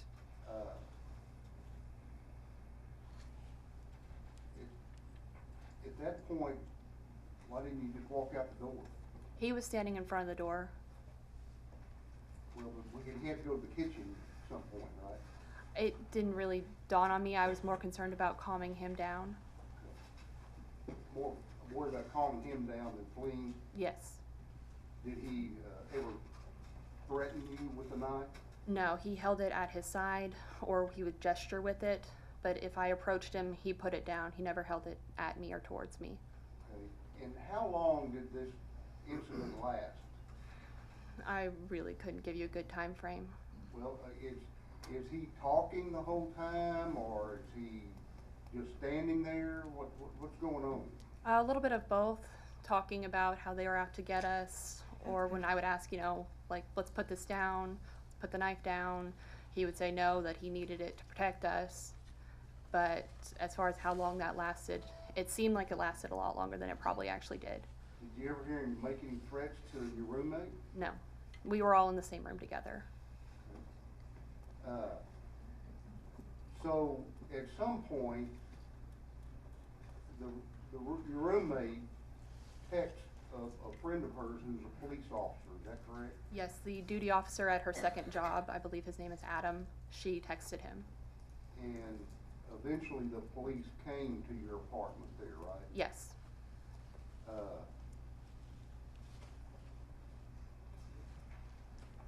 And as a result of that, on January 19th, Eddie was taken, not to jail, but to Green Oaks Hospital again, correct? Correct. Right around the corner from your apartment. Yes. Do you know how long he stayed in Green Oaks? I think it was for a few days, but I'm not sure exactly how long. Were you able to go visit with him? No. And you know that subsequently he was transferred again from Green Oaks to the VA hospital. Yes. Did you go to the VA hospital and visit with him? Yes, I believe I saw him 3 times at the VA. Okay, 3 different occasions you got Yes. to go in and visit with him. What was his demeanor like? The same, upset, tearful, apologetic, but at the same time he didn't seem to have any recollection of what had happened. He had asked me if he could come back and stay with me after he was released, but there was a trespass order at the apartment, so I had to explain to him that that wasn't possible. Okay.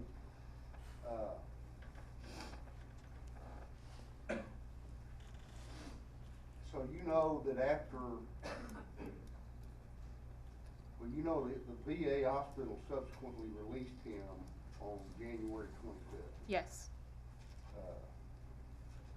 You know that was much to the protest of Eddie's mother, Joe. Yes. That has been against your advice too. I didn't really weigh in on the subject one way or the other. I just wanted him to get help. You didn't talk to the VA about that? No.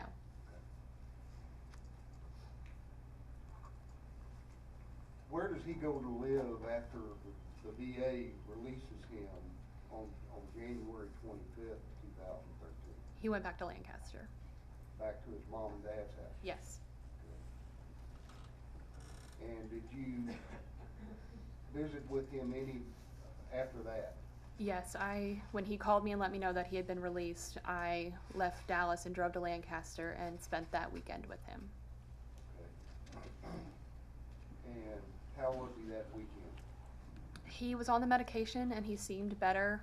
Towards 5 o'clock at night, it would seem like the medication was fading and he would get depressed and sad and tearful again, but for the most part during the day, he was closer to his normal self. So you knew that the VA had prescribed some medication for him? Yes. Were you aware of what kind of medication? At the time I was helping Eddie out with his paperwork, so I would read the things that he would get, but I couldn't tell you what they are now, or were now. So you spent a couple of days after he was released down in Lancaster with him. Then did you have an opportunity to see him again after that? Yes, that week, I believe Jody called me and she was upset because he had been smoking pot. So I had called Eddie and he made statements about gouging his own eyes out and he seemed very upset. So I drove out to Lancaster. Do you recall what day this was, what date? I don't remember the date. I believe it was a Monday or a Tuesday, but I don't remember the exact date. I drove out there. My dad actually had followed me out there. I spent a few hours with him just to see if he was okay because I was worried that he might hurt himself. What was he like? Just sitting on the couch, staring at the wall. He had a Bible on the floor next to him. He would talk a little bit with me and a little bit with my dad, but not much. And after a few hours, I left. And then, did you have an opportunity to go back to Lancaster after that? Yes, I went that Friday after I got off of work. And that would have been February 1st of 2013. Correct. That would be the Friday before this incident. Yes. Why did you go on February 1st to Lancaster? It's what we did. We spent weekends together, and after the trespass order, he wasn't allowed at my apartment complex. So if we wanted to see each other, I would have to go to him. When you got there that Friday, what did y'all do? By the time I got there, it was dark. I had hit pretty bad traffic, and I showed up. I parked in the front of the house, and I walked around to the back patio, because that's how I would get in, is through the back door. And he was sitting on the back patio with his friend Greg, and another guy that I didn't recognize was walking away, and they were sitting out on the back patio smoking marijuana. I was very upset with him. I just sat there and wasn't speaking with him, being probably rather rude to Greg. You sat there with Greg, you know Greg's last name? I think it starts with an L, but I don't remember. Okay. You, Greg, and Eddie were sitting on the back porch, correct? Yes. And you know Eddie had a dog, correct? Yes, I was playing with Gurley because I was so mad at him. I didn't want to focus on anything else, so I was playing with Gurley. And did Gurley have like a pen or a cage? We had given her a wire crate that my dog had outgrown, and it was mostly kept out on the back patio. Okay. So you get there Friday, and Eddie and Greg and this other guys, he's already left, right? Yes. And you're upset because they're smoking marijuana. Is he acting okay otherwise? Yeah, he seemed fine, but at the same time I was very angry with him, so I wasn't paying that much attention. And why were you angry with him? It had become an issue with us, him smoking. I didn't agree with it, and it seemed to almost take priority when we were spending time together. He would spend a lot of time in the laundry room because it was cold, so that's where he would go and smoke, is in the laundry room. And I would be left sitting out in the living room by myself for an hour or two on end. Okay. But prior to February 1st, y'all had kind of an agreement that he would reduce his use of marijuana and alcohol. Yes, the week before the incident in January happened, he had told me that he was going to stop drinking and stop smoking and get clean. Okay. And did he? To my knowledge, at the time, he did, yes. Okay. At least in front of you? Yes. Okay. So does Greg eventually, on that night, Friday night, does he leave? Yes, Eddie offered me the pipe at one point, and I told him if he handed it to me, I would smash it. And Greg told me that if I did, I would owe him $80. And I said, fine, but I'll smash it if you hand it to me. And at that point, he got up and left. You're upset, I was very upset at that time, yes. right? Yes. So eventually it's just you and Eddie at the house in Lancaster, correct? Yes. That was on 6th Street. Yes. Okay. About what time was it when Greg left? Do you remember? I don't. I know it was really dark outside. It took me a long time to get there, so I'm not sure exactly what time I got there. What did you and Eddie end up doing the rest of the night? We went into the house just to sit down. I wanted to talk to him about it, but then he seemed to get really upset, and he started staring at this corner in the room and wasn't really acknowledging my presence. And I finally just asked him what was going on, and he wasn't saying anything, and I asked him if he was seeing things, and he said yes. He told you he was seeing things? Yes. And then I asked him if he was hearing things, and he said yes. Did he tell you what? I asked him, and he didn't tell me. He seemed to get upset again, so I tried to calm him down, and then he got up, and he told me that they were listening to us. So he got out a yellow legal pad, and he started writing things on the yellow legal pad. And when I tried to speak to him, he would take his hand and he would cover my mouth because he didn't want them to hear what I had to say. Okay. Did he tell you who he thought was listening to him? When he would refer to they, it was typically the government. Did he have fixation that the government was listening in on him? That was the first time he'd ever said anything about the government listening to me, but he definitely had paranoia about the government out to get him. So this was Friday night. Yes. Did you spend the night there with him? Yes, I did. Just you and him? Yes. Did you sleep much? Not really, no. Gurley had torn up his mattress several weeks before, so he was sleeping on an air mattress in the living room. And I think we maybe were laying down for a few hours, and he had gotten up and decided to make breakfast.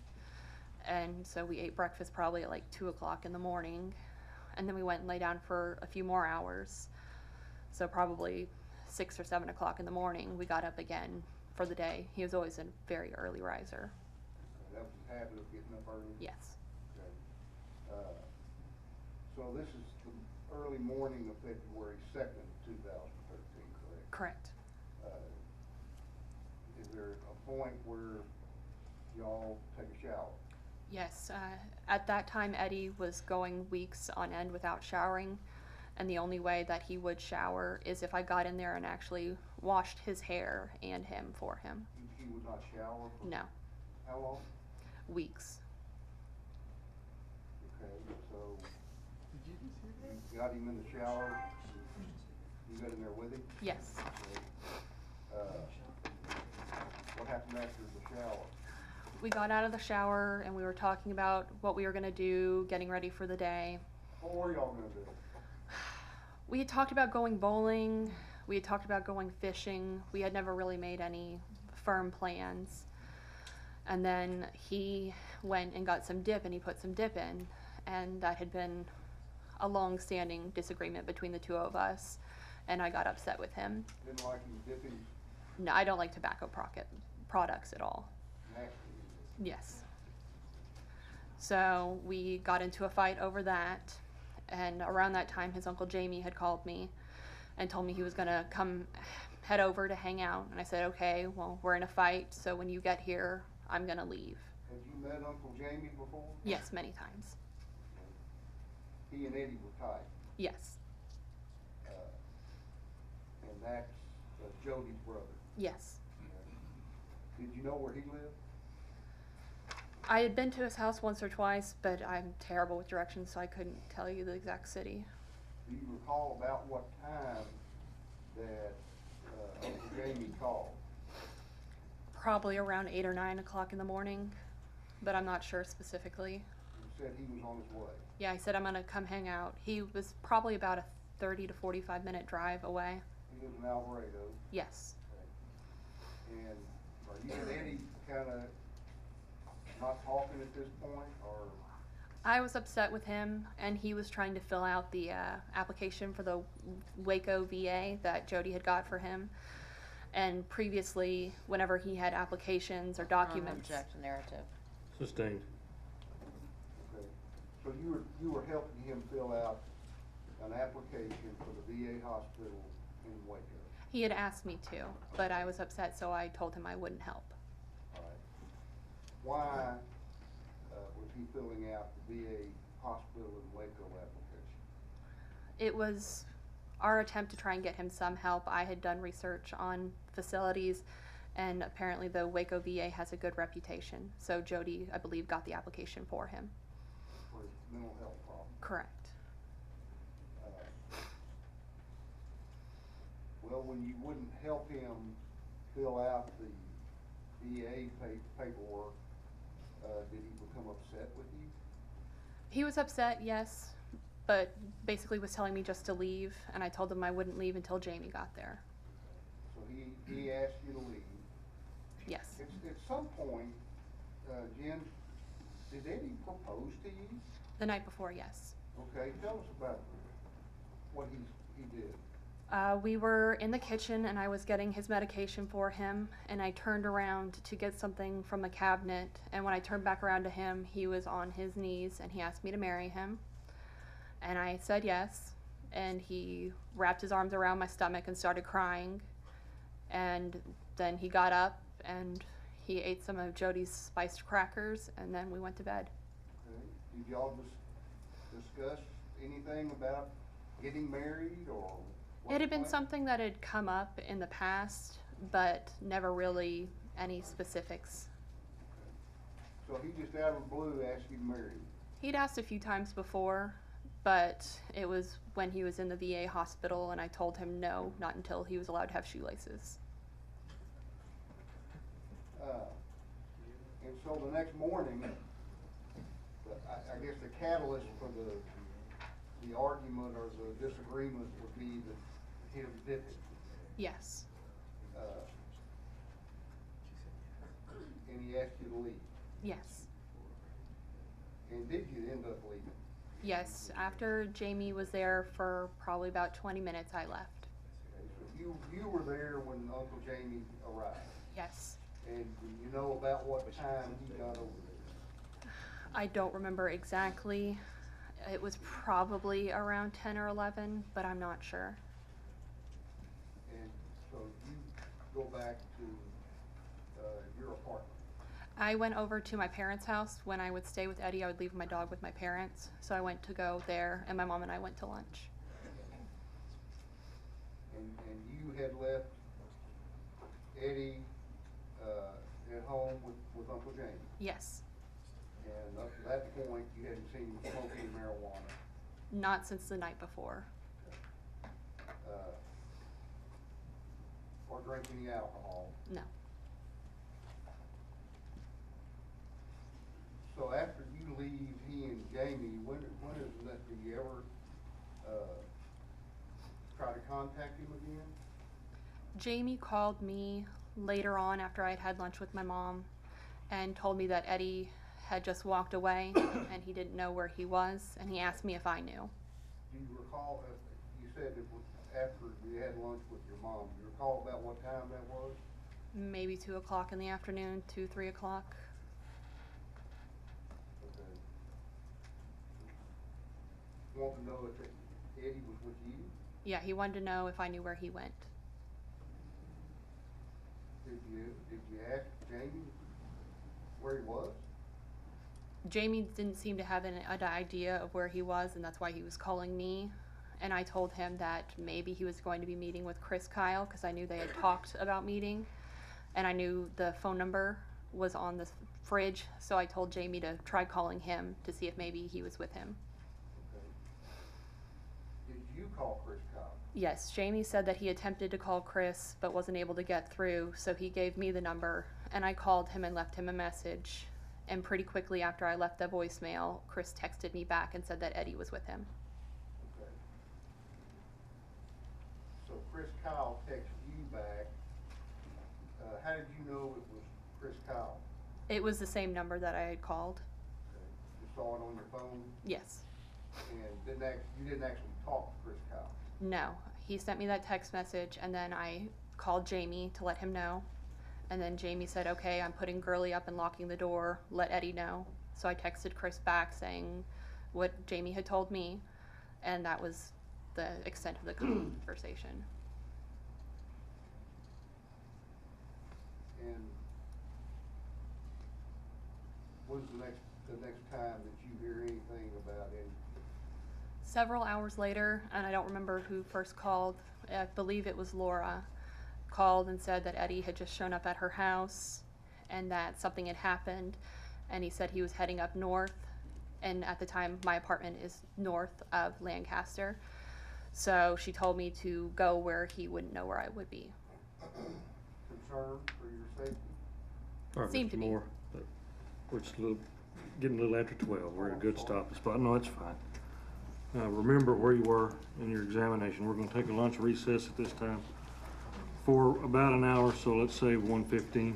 We'll be ready and reconvene and continue at that time. Remember my instructions. You may proceed. Thank you, Your Honor. Jen, I believe when we left off, we were talking about you texting Chris Kyle. Would that be correct? I believe so, yes. Okay. And that was a result of Uncle Jamie calling you to ask if you knew where Eddie had disappeared to. Yes. Basically. Okay. Did you know that Eddie and Chris Kyle had arranged some kind of an outing? I knew they had talked about meeting up, but never that there was a formalized time. You did not know that Chris Kyle was going to come over that Saturday and pick up Eddie? No, I did not. When you left Eddie and Uncle James that morning, when you said you and Eddie had some kind of disagreement, Yes. by the time you left, that dissipated some, or what was the situation? No, I was still very upset with him. I left because he asked me to, and I told him whenever he was done, and pardon my language, but told him whenever he was done being a dick, that he should call me. Okay. And then I left. Was he upset? He seemed to be, yes. A whole lot, or just a little bit? He seemed more annoyed that I was still there. Just annoyed? Yeah. Okay. So, once you text Chris Kyle and he texts you back that Eddie was with him, when's the next kind of communication you get from anybody regarding Eddie? A few hours later, I believe either Laura or Jody called me and told me that something had happened, and that he said something about heading up north, and that I should head somewhere he wouldn't be able to find me. And you know, eventually Eddie got arrested and put Yes. in Routh County Jail. No. Thank you, ma'am. I'll pass it on. How are you? I'm well, how are you? Fine, let me turn my microphone on here. We've met before, right? Yes. You were nice enough to let Mr. Nash and my investigator, Mr. Laurel, come to your house Yes. in Dallas, meet your big dog. Yes. That is a big dog. 75 pounds. It's a big dog. And we visited a while, and just want to kind of go back through a few things with you. Currently, what do you do for a living? I work long-term disability claims at an insurance company in Plano. Okay, so even though you have a degree in psychology, you don't work in that field. No. And you used to, before working at that job, didn't you used to work at the DA's office in Dallas? Yes, I was a victim advocate there for 2 years. Okay, and did you work with domestic violence victims? Yes, I worked felony and misdemeanor unapprehended cases. Okay, so like if somebody's absconded from their bail or something, you work with the victims of their crimes? Correct. Okay, and then is that where you actually met Gabriella Lucero? Yes. She also worked at the DA's office in Dallas? Yes, she had been working there for about 9 years or so when I started. Okay, and is that how y'all came to be roommates? Y'all were co-workers? Yes. And so did y'all get an apartment together, or did she already have the apartment? She was moving out of her previous apartment, and she knew that I was looking for an apartment, so we decided to get one together. Okay, now was that before or after you met Eddie Routh? This was before. So you've got your own apartment, living with Gabby Lucero, and then you met Eddie Routh. Yes. Now, when you met Eddie Routh, you said y'all met on a dating website. What was the name of that website? Plenty of Fish. And then you met him for the first time by going to his house? Yes, And in early April. Not out in public where, Yes. and April of 2012. Yes, correct. And when you first met him, I know Mr. Moore asked you a little bit about, you said he was fun, he was goofy, there were things that you liked about him. Yes, definitely. Like what else? Very charming, fun to be around, very outgoing. Okay.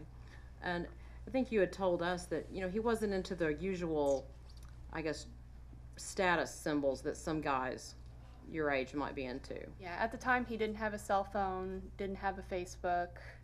When he needed to call me, he called me on a landline, so there wasn't any texting. It was all verbal communication. And he was he driving that Beetle at the time? Yes, he had the Beetle Bug. I don't know if it was working exactly because it was always on and off broken. Okay. And tell us a little bit about your experience with that car. Very limited. It was a lot of times it was broken. I think the 1 or 2 times that I did drive in it, there were no brakes, so you basically had to turn the car off to make it stop. He tried to teach me how to drive a stick in it once, and that lasted maybe 15 minutes. I assume you couldn't go very fast in it because it didn't have any brakes. Yeah, it was mainly for just city driving. Okay. And then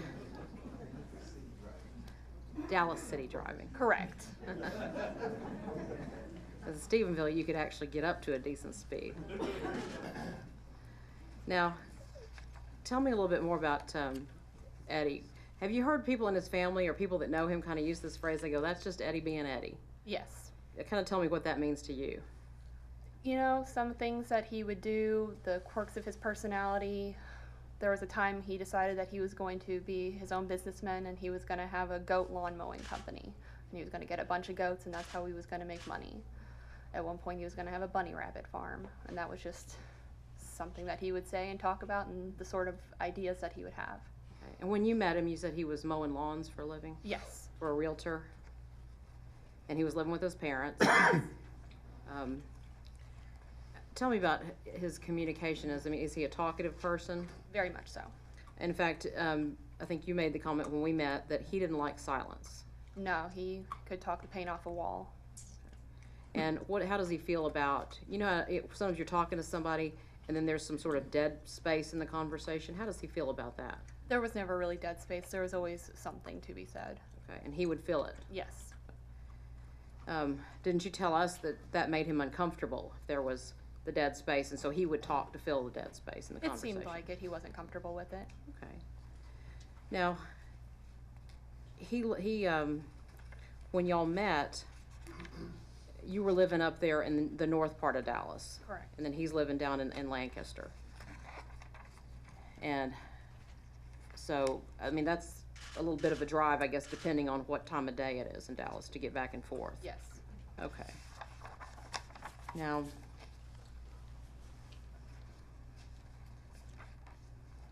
you had said something, we were talking about, Eddie being Eddie. Did he care about, like, things, status symbols that guys your age often care about, like his clothing or? No, most of his clothes were torn up. Half of his shirts didn't have armpits. They were just torn at the arms. One of them had a battery acid spill on it, so it was all torn to shreds.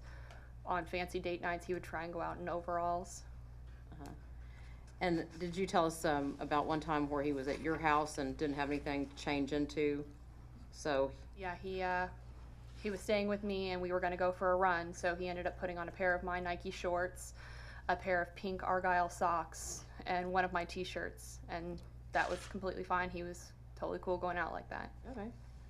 Sounds like, he was kind of different. Yeah. Than a lot of guys. Yeah. And you like that? Yes. And so y'all started dating exclusively, and you said about May of 2012? Yes. And I assume this included an intimate relationship as well. Yes. And then let's skip forward to a little bit here. Did y'all ever go hunting or fishing together? Hunting a few times, fishing quite frequently. Okay. And did you go fishing? I'm sorry, you went fishing, your parents have a lake house, right? Yes. Went fishing with them up there? Yes, we would drive or out in East Texas. We'd spend the weekend there fishing, or there was a park not too far from his house. We would go there and fish there, or Donna has land out in Corsicana. We would go out there. Go out to hunt on Donna's land? Yes. In Corsicana? Now, what were y'all hunting for? The time we went out to Donna's land, it was, I believe there was hogs. There was a concern with hogs, so we went to hogs, and I think it was also dove season. And now, have you seen Eddie Routh use guns? Yes. Was he pretty proficient with weapons? Yes. In fact, did he show you how to use a 12-gauge shotgun? Yes, he did. And did he show you how to break a gun down and reassemble it? Didn't teach me, but showed me that he could. Right, so he showed that to you. Was he a pretty good shot? Yeah, seemed to be. Now, did y'all actually, kill anything when y'all went dove hunting? Not at Donna's land, but we had gone previously, and I believe he killed one and my dad killed one. One what? Dove, sorry. Okay. And then I think you had said in y'all's relationship, were y'all kind of more homebodies? We didn't go out to dinner or movies very often. Most of our weekends were spent at his house, at my apartment, outside. But yeah, there wasn't a lot of interaction out. Either at home or doing something outdoors? Exactly. That's kind of what y'all like to do. Yes. Now, when you first met Eddie, you knew he'd been in the Marines, right? Yes. What did he represent to you about, I guess, his Marine service? He really didn't talk about it much. I knew that he was in it. He really didn't go into the details of what his job was in the Marines until later on. He talked about being a jailer, being in the armory, but never really too many specifics. Did he make a comment to you, though, about his Marine service that made you think that he had, I guess, done things that you found out later he hadn't? Yes, there was at one point we were in a swimming pool and he made a joke about I've killed before, I'll do it again.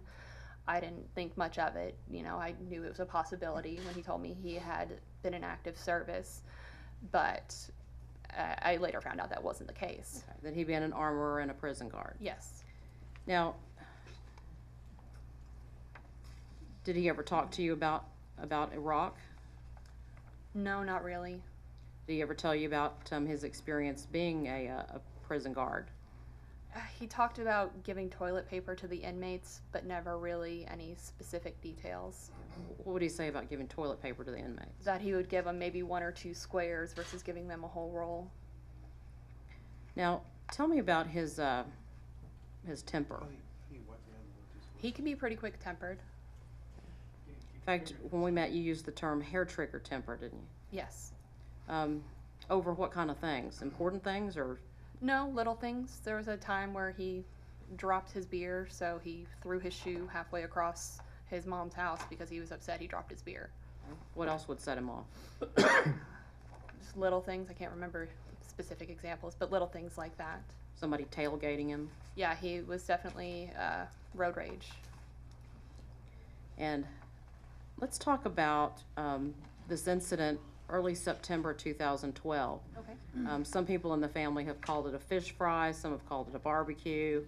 I don't know if you're the one that said there wasn't enough fish, somebody just got some Chicken Express. Or... I believe we had Chicken Express. I don't remember there being fish. Now, earlier that day, had you and Eddie gone fishing?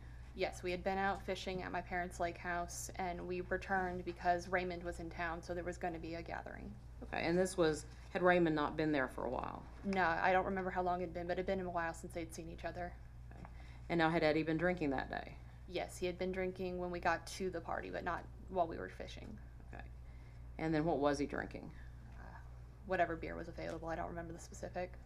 Now, did you leave at some point before, I guess, the party really gets going? I believe I was there for maybe 2 hours, and then I had a family engagement of my own that I went to. So probably before it got too extreme. The drinking wasn't very heavy when I was there. Did you talk to Eddie later that night and found out? Yeah, he had called me probably around 7 or 8. We talked briefly, and I told him I would talk to him when I got home from my family gathering. And then around 11:30 or so, I woke up to my phone with a voicemail, and he had called me from Green Oaks. But when you talked to him earlier in the evening, did he sound drunk? He seemed drunk, yes. And so he called you later, and he was at Green Oaks Hospital? Yes. And did you find out later what had happened there? Yes, I couldn't get a hold of him because I wasn't able to call him at Green Oaks, so I called Jody, and she told me that there had been an incident and that the police had been called and he was at Green Oaks. Okay. And it wasn't until much later on that I began to find out the actual details. And you said earlier, Green Oaks is real near your house. Yes, it was very close to my apartment. And did he actually tell you that he was going to come over to your house? Yeah, he said he was going to walk over there once the pigs released him. Okay. And pigs meaning what? I believed cops. And let's see.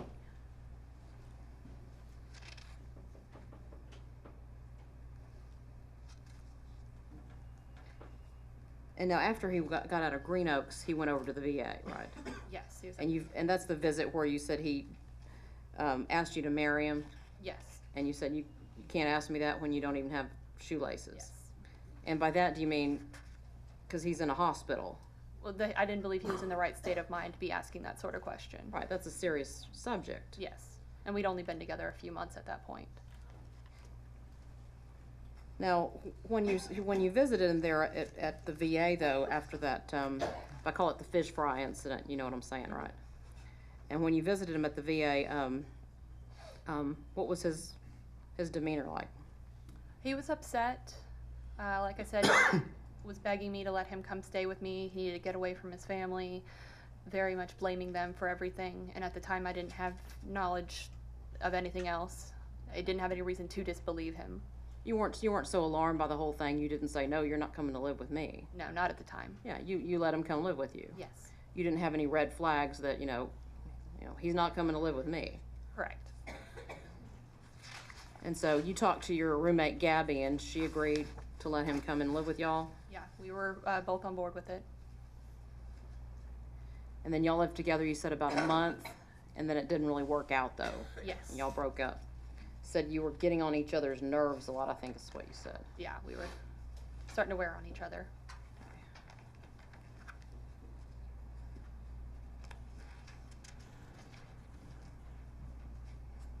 Backing up a little bit, when he called you from Green Oaks that night, did he sound drunk as well? He seemed agitated. I don't really remember very much of the voicemail. It just sounded off.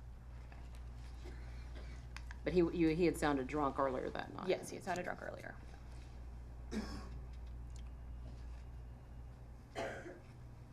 So y'all break up, and then at some point you get back together. I think you said earlier around Thanksgiving of Around that 2012. time. Okay. I'm just gonna tell you, it drives this guy crazy when we talk over each other. so. Sorry.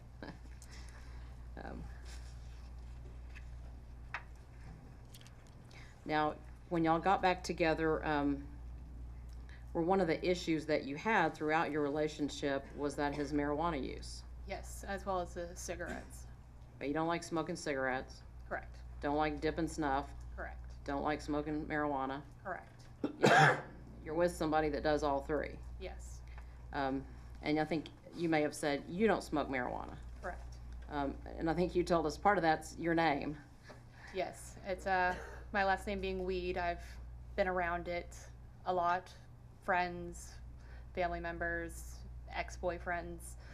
I just didn't want to be associated with a stereotype. Right. And in fact, I think you said you found out some guys want to date you because your name is Weed. Yes. So they can say, I'm taking out weed. Or, Yeah. I got some weed this weekend. Yeah. So. And I think you had made the comment when we met that, another reason you're opposed to marijuana is you've seen what it does to some people. Yes, I've had a few family members that have been impacted by it. Okay. I think you said you've seen some people mess their lives up on it. Yes. And so, and also I guess, and you work at the DA's office, so that's another reason. But so would Eddie not smoke it like right in your face? No, he would go into another room. Go into the laundry room? Yeah, go into the laundry room. And this is at the house at Lancaster? Yes. And I think you had said earlier, though, he would go in there quite often Yes, he would. and spend 2 to 3 hours in the laundry room It would be an extended period of time. and kind of leave you hanging out by yourself. Yeah, with the dog, but yeah. And the parents also smoke marijuana, Yes. and they'd smoke out on the back porch. Yes.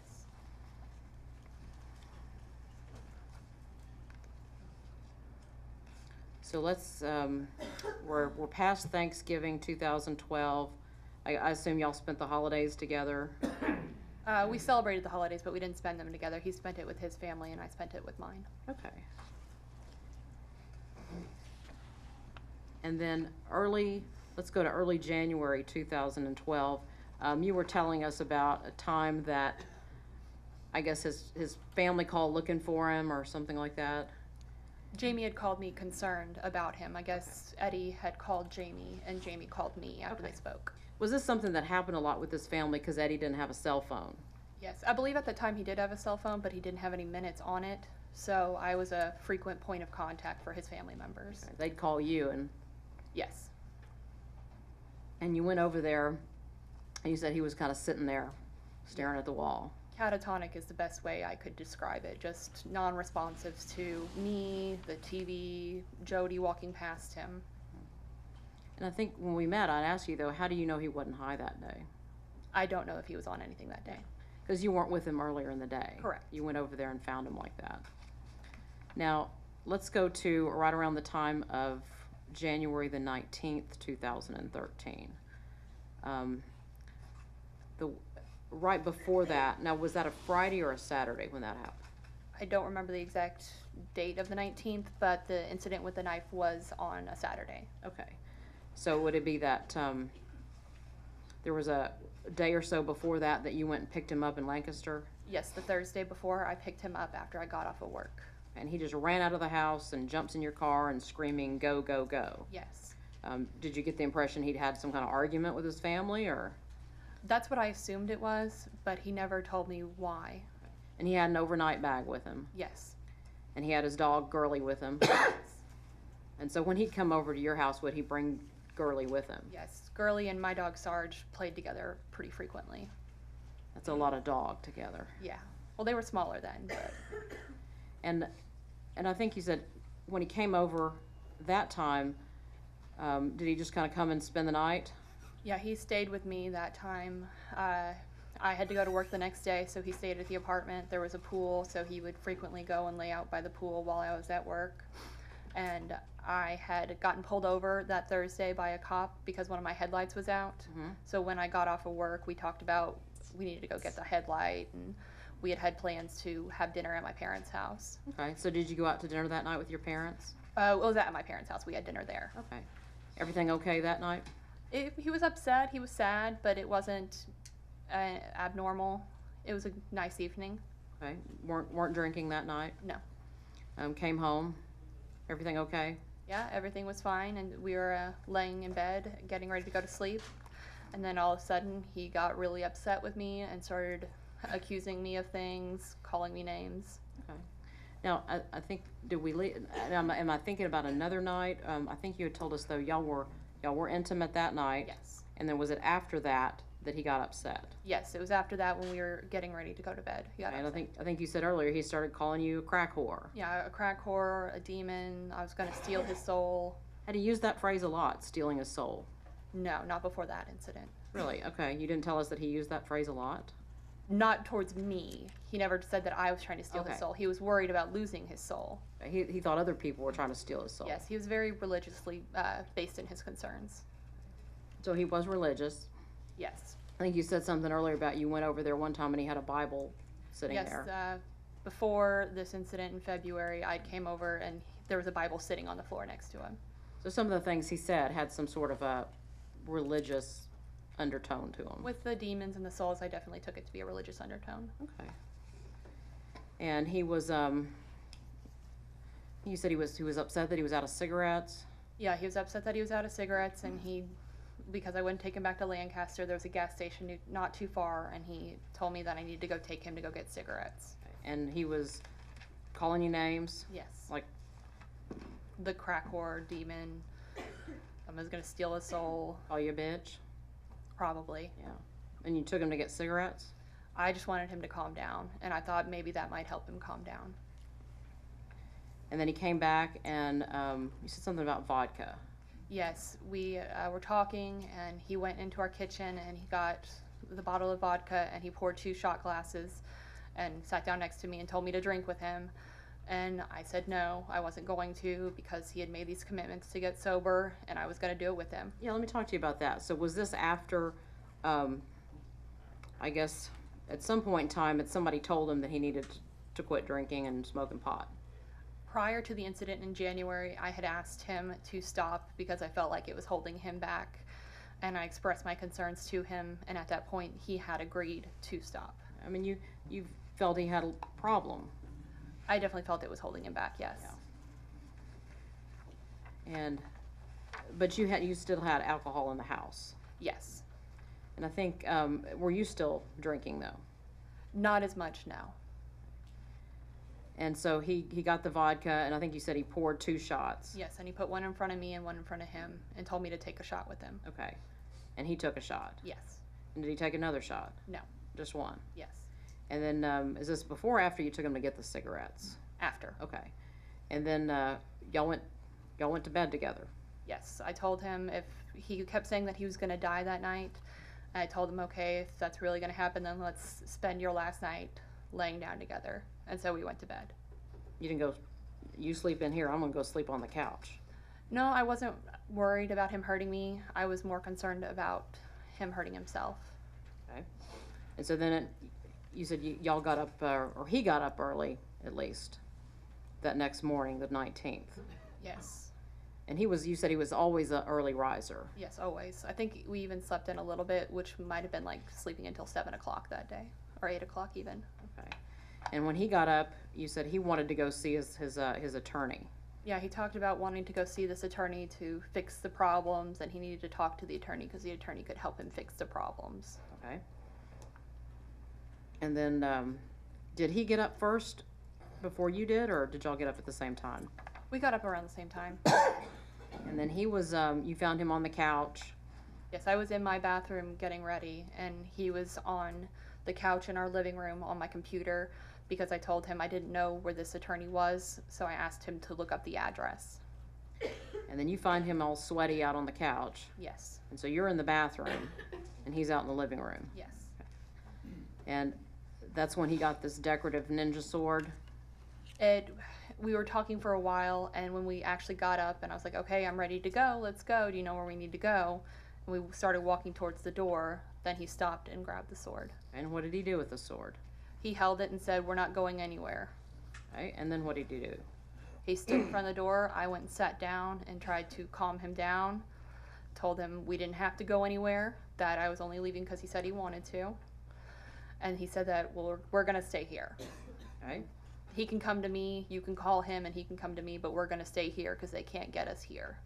And when did he go get the knife? Was that before or after Gabby came out of the room? I don't remember exactly. I feel like it was before, but I really don't remember.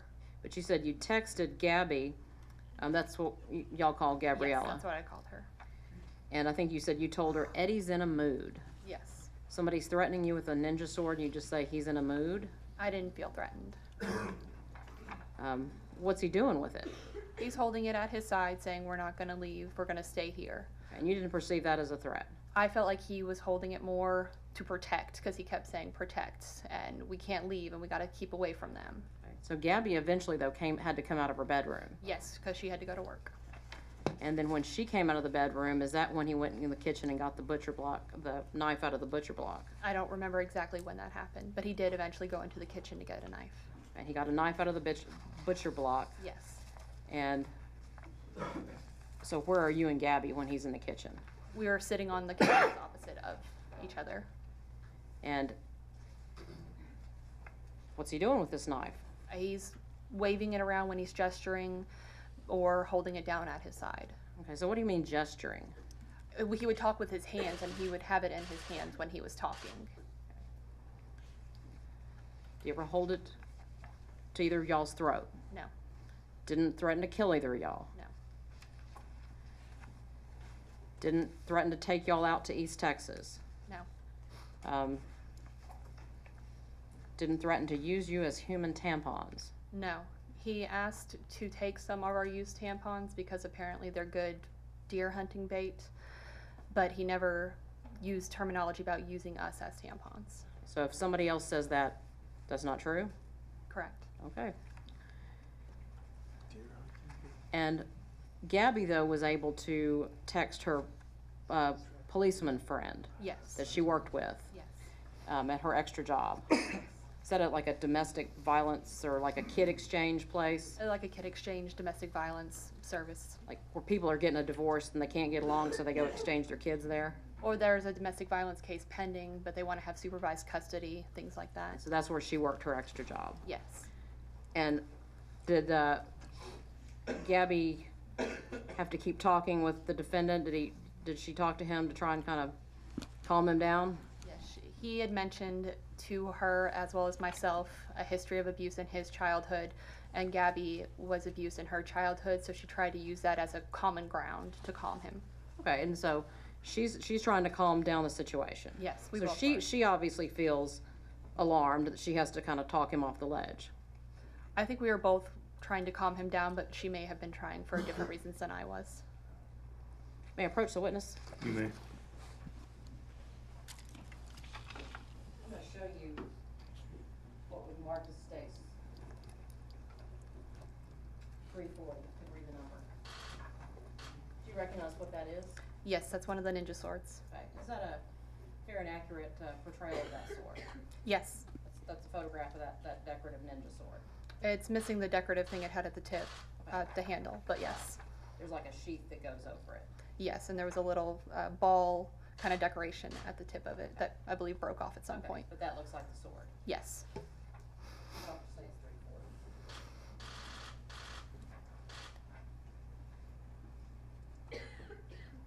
I have no objection to it. State's Exhibit 340 is admitted. So this is the sword that you said he was just gesturing with. No, he had another one. We had two different separate sword decorations. One was a 3-tiered, and then there was that one. Okay. So this is not the one he was gesturing with? No, he was using one of the black ones. Okay, so it was a different ninja sword he was Yes. gesturing with. Yes.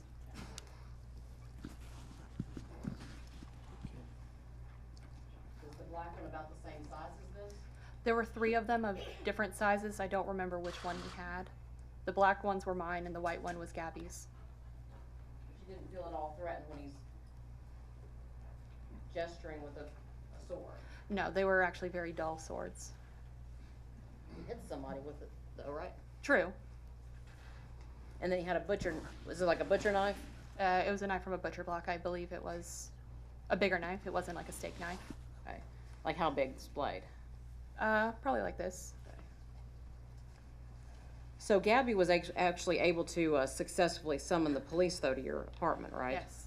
And the police came, Yes. and how did Gabby get out of the apartment? Before Gabby had come out, I had asked Eddie if he would mind if I opened up our back patio door, because we had 3 dogs with us at that time. Her dog, my dog, and his. And if he wasn't going to let me out of the apartment, I wanted to at least let them have access to outside if they needed to go outside. So our back patio door was open. When the cops were banging on our front door, Eddie turned his attention to them, and Gabby left through that back patio. Well, she didn't just leave, did she? She ran. Yeah, she ran out the back patio. She was obviously scared and ran out the back door. I can't speak to what she was feeling. And she actually jumped over the patio fence to get away. Yes, you have to. Okay. And then you went out and talked to the police. Yes. And did you convince the police, though, that they shouldn't arrest Eddie, they should just take him to the hospital? I asked them to take him to the hospital, yes. I mean, you talked to the police Yes. and let them know that's where you thought he needed to go instead. Yes. Now, did you, after that happened, did he go to the VA hospital? He went to Green Oaks after that happened. And then they transferred him to the VA? Correct. So again, y'all are living, this is down the street from Green Oaks. Correct. And you go there, and then they transfer him to the VA. And you visit him at the VA. Did he apologize to you? Yes. Did he actually cry about what he'd done? He cried, but he didn't seem to have recollection of what had happened. I think you had said it was almost like he was having some kind of a blackout. It would have seemed that way, yes. No memory of it. Yeah, he didn't seem to have any memory of it. But he was showing remorse for what he did. He was definitely very sad and apologetic. Okay. Now, he'd been to the VA before. Yes. He hated the VA, didn't he? Yes. Hated that hospital. Yes. Didn't like being there. No, he did not. Wanted to get out. Yes. Didn't like the doctors there. No. Said disparaging comments about the doctors. Yes. In fact, he often said disparaging comments about psychiatrists and psychologists in general, right? Yes. He made disparaging comments about your psychology degree, didn't he? Yes, he did. Like, what did he say? It was a bullshit degree. Why did you bother? I could make more money doing construction than you could ever make with your piece of paper. Say something, call them head shrinkers, or Yeah. did he trust doctors' opinions? Not that I noticed, no. Did he kind of not respect the doctors because they weren't veterans themselves? That was a big thing he had, that the psychiatrists, psychologists, social workers he was speaking with didn't understand what he had gone through. And did he often have a problem with the doctors that were not American? Correct.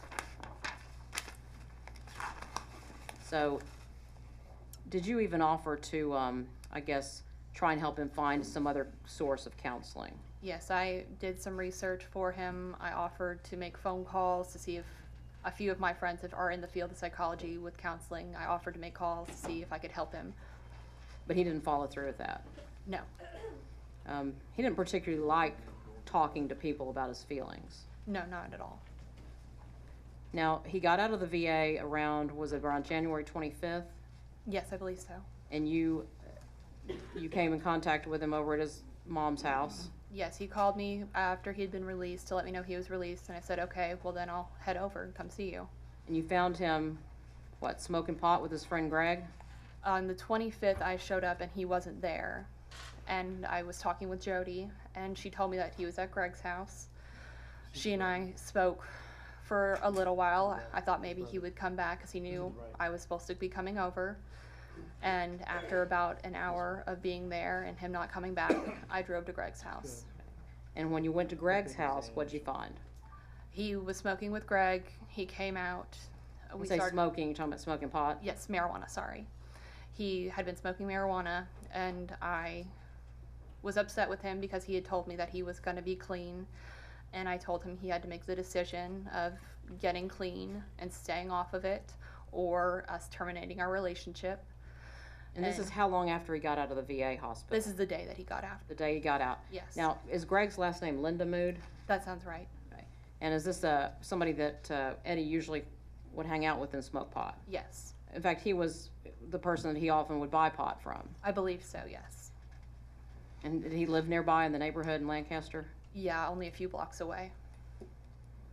And so you found him at Greg's smoking pot the day he got out? Or Yes, the day he got out. the day he got out of the VA hospital.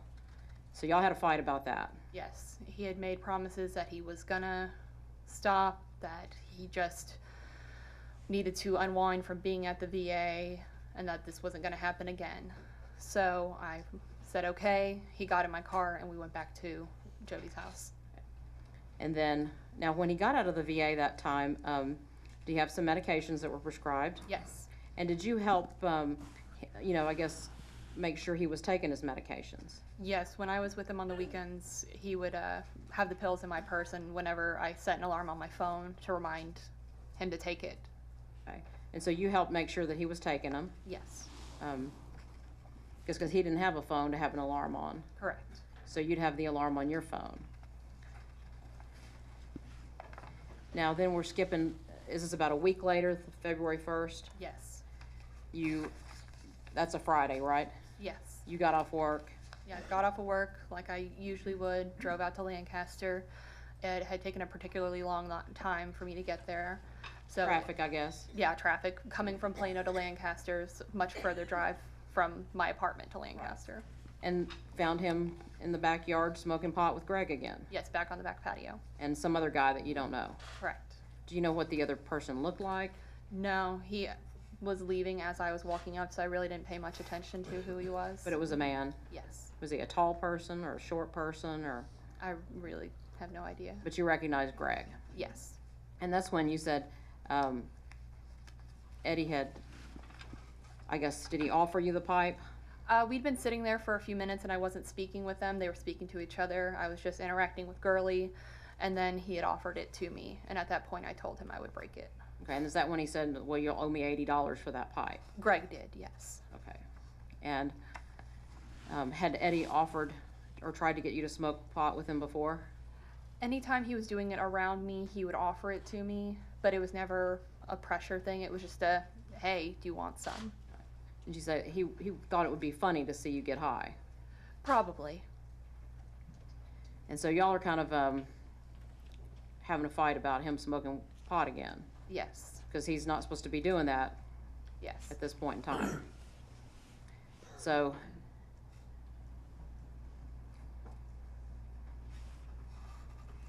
and then you said he, now his mom is gone, right?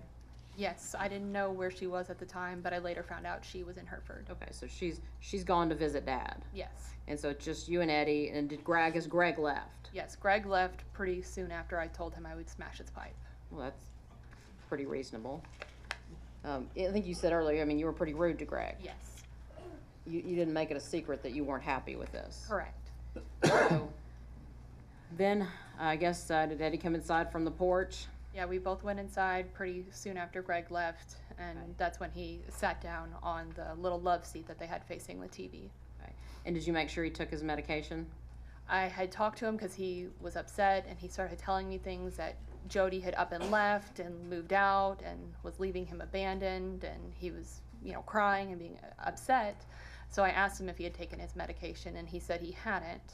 So you gave him his meds? So I said, well, let's take your meds. So after a little while, we went into the kitchen, and he did take them. Okay, and you made sure he got his meds? Yes. And this was Friday the 1st? Yes.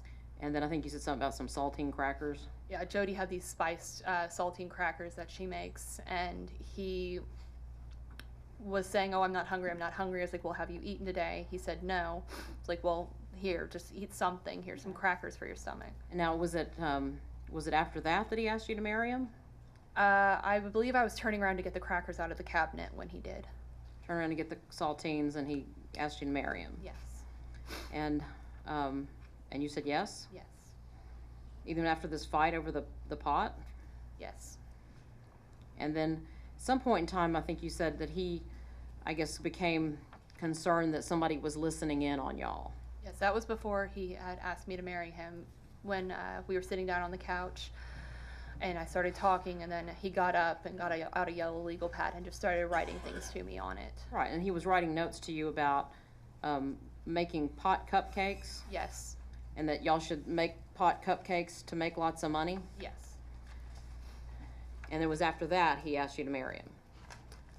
Not directly after, but soon after. Did you want to have a career making pot cupcakes? No, but I also didn't want a career with a goat lawn mowing or bunny farm. So you said yes, and then y'all went to bed that night. Yes. Now, you said earlier he was, I'm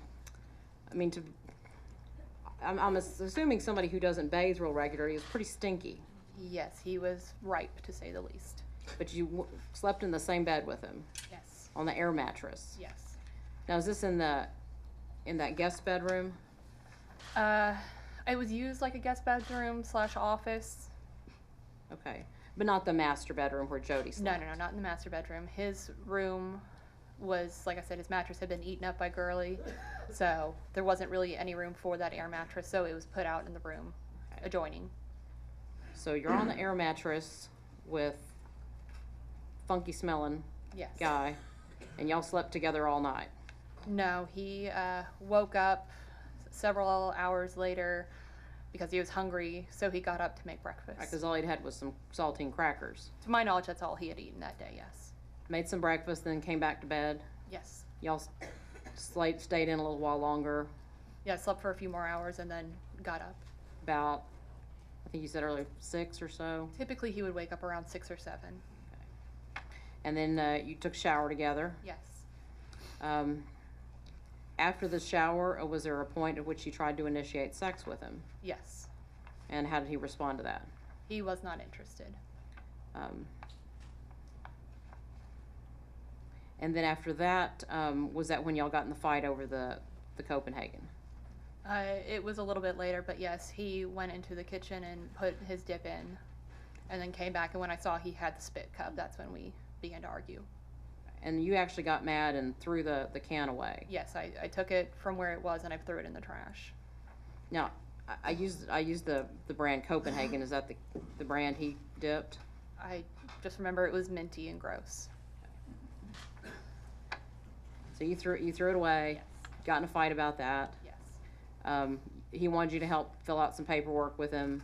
Yes. You refused. Yes. Fair to say that was a pretty big fight. Yes. And at some point in time, did he actually tell you, F you, go eat a peanut and die? Yes, that was actually around when he was making breakfast. He told me that I was giving him a look and I needed to stop giving him that look. I didn't know what he was talking about. And then he said, fuck you, go eat a peanut and die. Are you allergic to peanuts? Yes, I'm very allergic to nuts. And he knows that? Yes. And then at some point in time, then did he actually order you to get out of the house? After Jamie had got there, he told me to leave. And so I tried to, see if he would calm down because Jamie was They were listening to gospel music together, and he seemed to be a little bit better. And so I went into the kitchen where Eddie was doing dishes, and I was asking if he still wanted to maybe go and do something later, and that's when he told me to get out of the house. So I did. Did he actually, at some point in time that morning, when y'all are having this disagreement, pick up a knife? He was washing dishes, and he did have a knife when he told me to leave. Okay.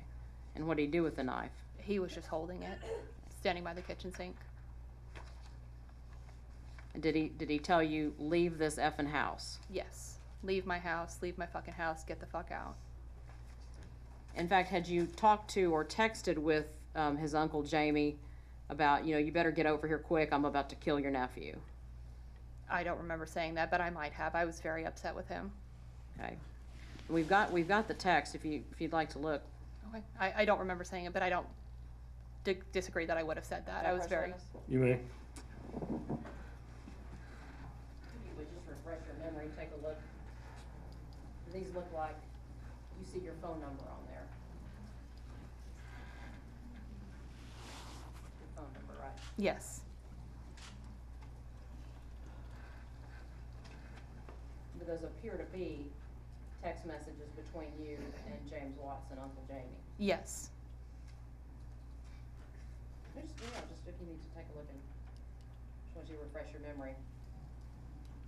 Yes, this was prior to him showing up and then after I had left. I mean, y'all exchanged a lot of texts that morning. Yes.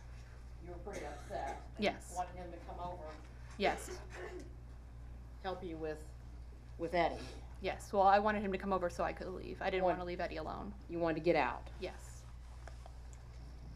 And you said, hurry up, I'm gonna kill your nephew. Yes. You were mad. Yes. Y'all are having a pretty significant fight. Yes. In fact, it was so big that at the end of it, I think you didn't even know if y'all had a relationship anymore. Correct. Didn't know if you were engaged anymore. Correct. Or even as a girlfriend. Yes. It was that big of a fight. Yes.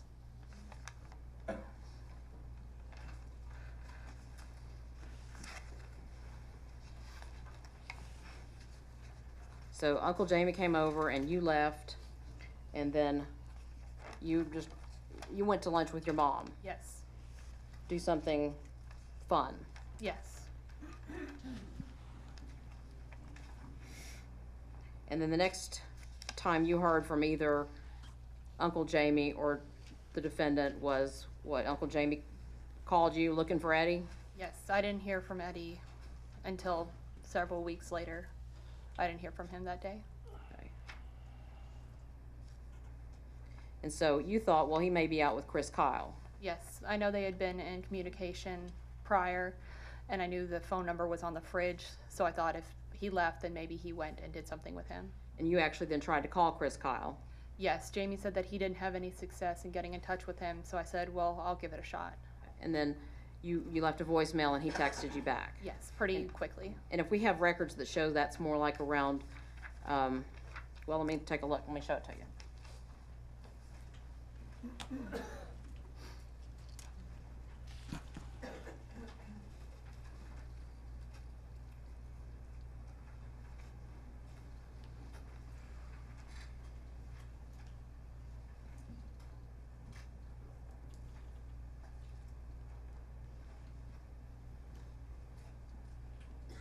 We've already introduced this as State's Exhibit 317.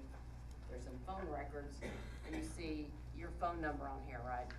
Yes, that's my phone number. Okay. And so if there shows a call from the number that was your number at 1:37 p.m. Okay. That's about right? Yes. So you found out that he was with Chris Kyle then? Yes. And then the next thing you hear is Laura calling you to warn you. I don't remember if it was Laura or Jody, but one of them called me to warn me. To get out of your house. Yes. He's headed up north. Yes.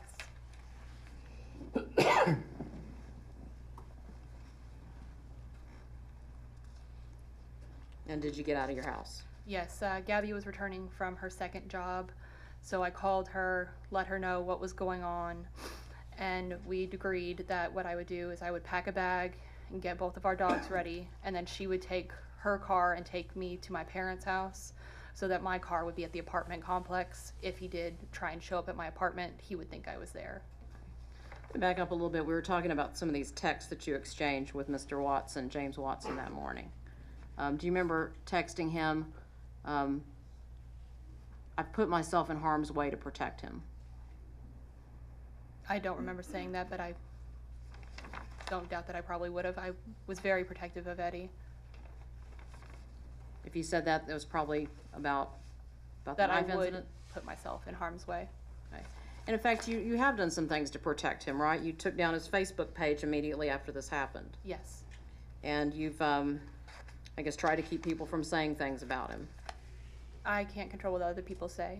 But took the Facebook page down to protect him from... Him and his family, some of the things that were posted almost immediately after were very harsh. And you visited him in jail after he was arrested? Yes, I was able to see him twice. And in fact, were there some people that you actually told that this was your boyfriend, Eddie Routh? Yes, I didn't really consider our relationship terminated until later on. Was there a time that there was somebody following you and you actually said, do you know who my boyfriend is? I never said that to him. I said to Eddie that I thought about it at the time because this guy had really creeped me out.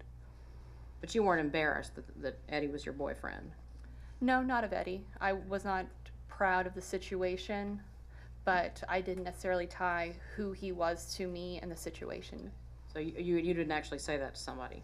No, I didn't say that to anyone. But you did take down the Facebook page? Yes. You had, I guess, administrative rights where you could do that? He had told me his password. Okay. And you visited him here at the Routh County Jail? Yes, correct. Now, were y'all still together? No.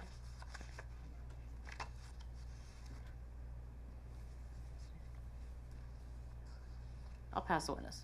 No other questions, Jim. All right, you may step down.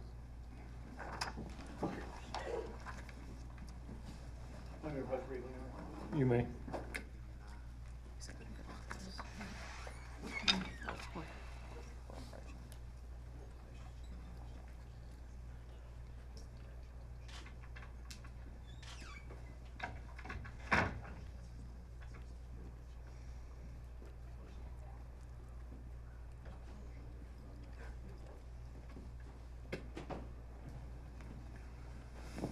All right, ladies and gentlemen of the jury, I've been advised by the attorneys that that's the last witness. It's really, as you can probably figure out by now, kind of hard to predict how long one witness is going to take or not take. And we try to schedule these things so that we can get them, use the time wisely.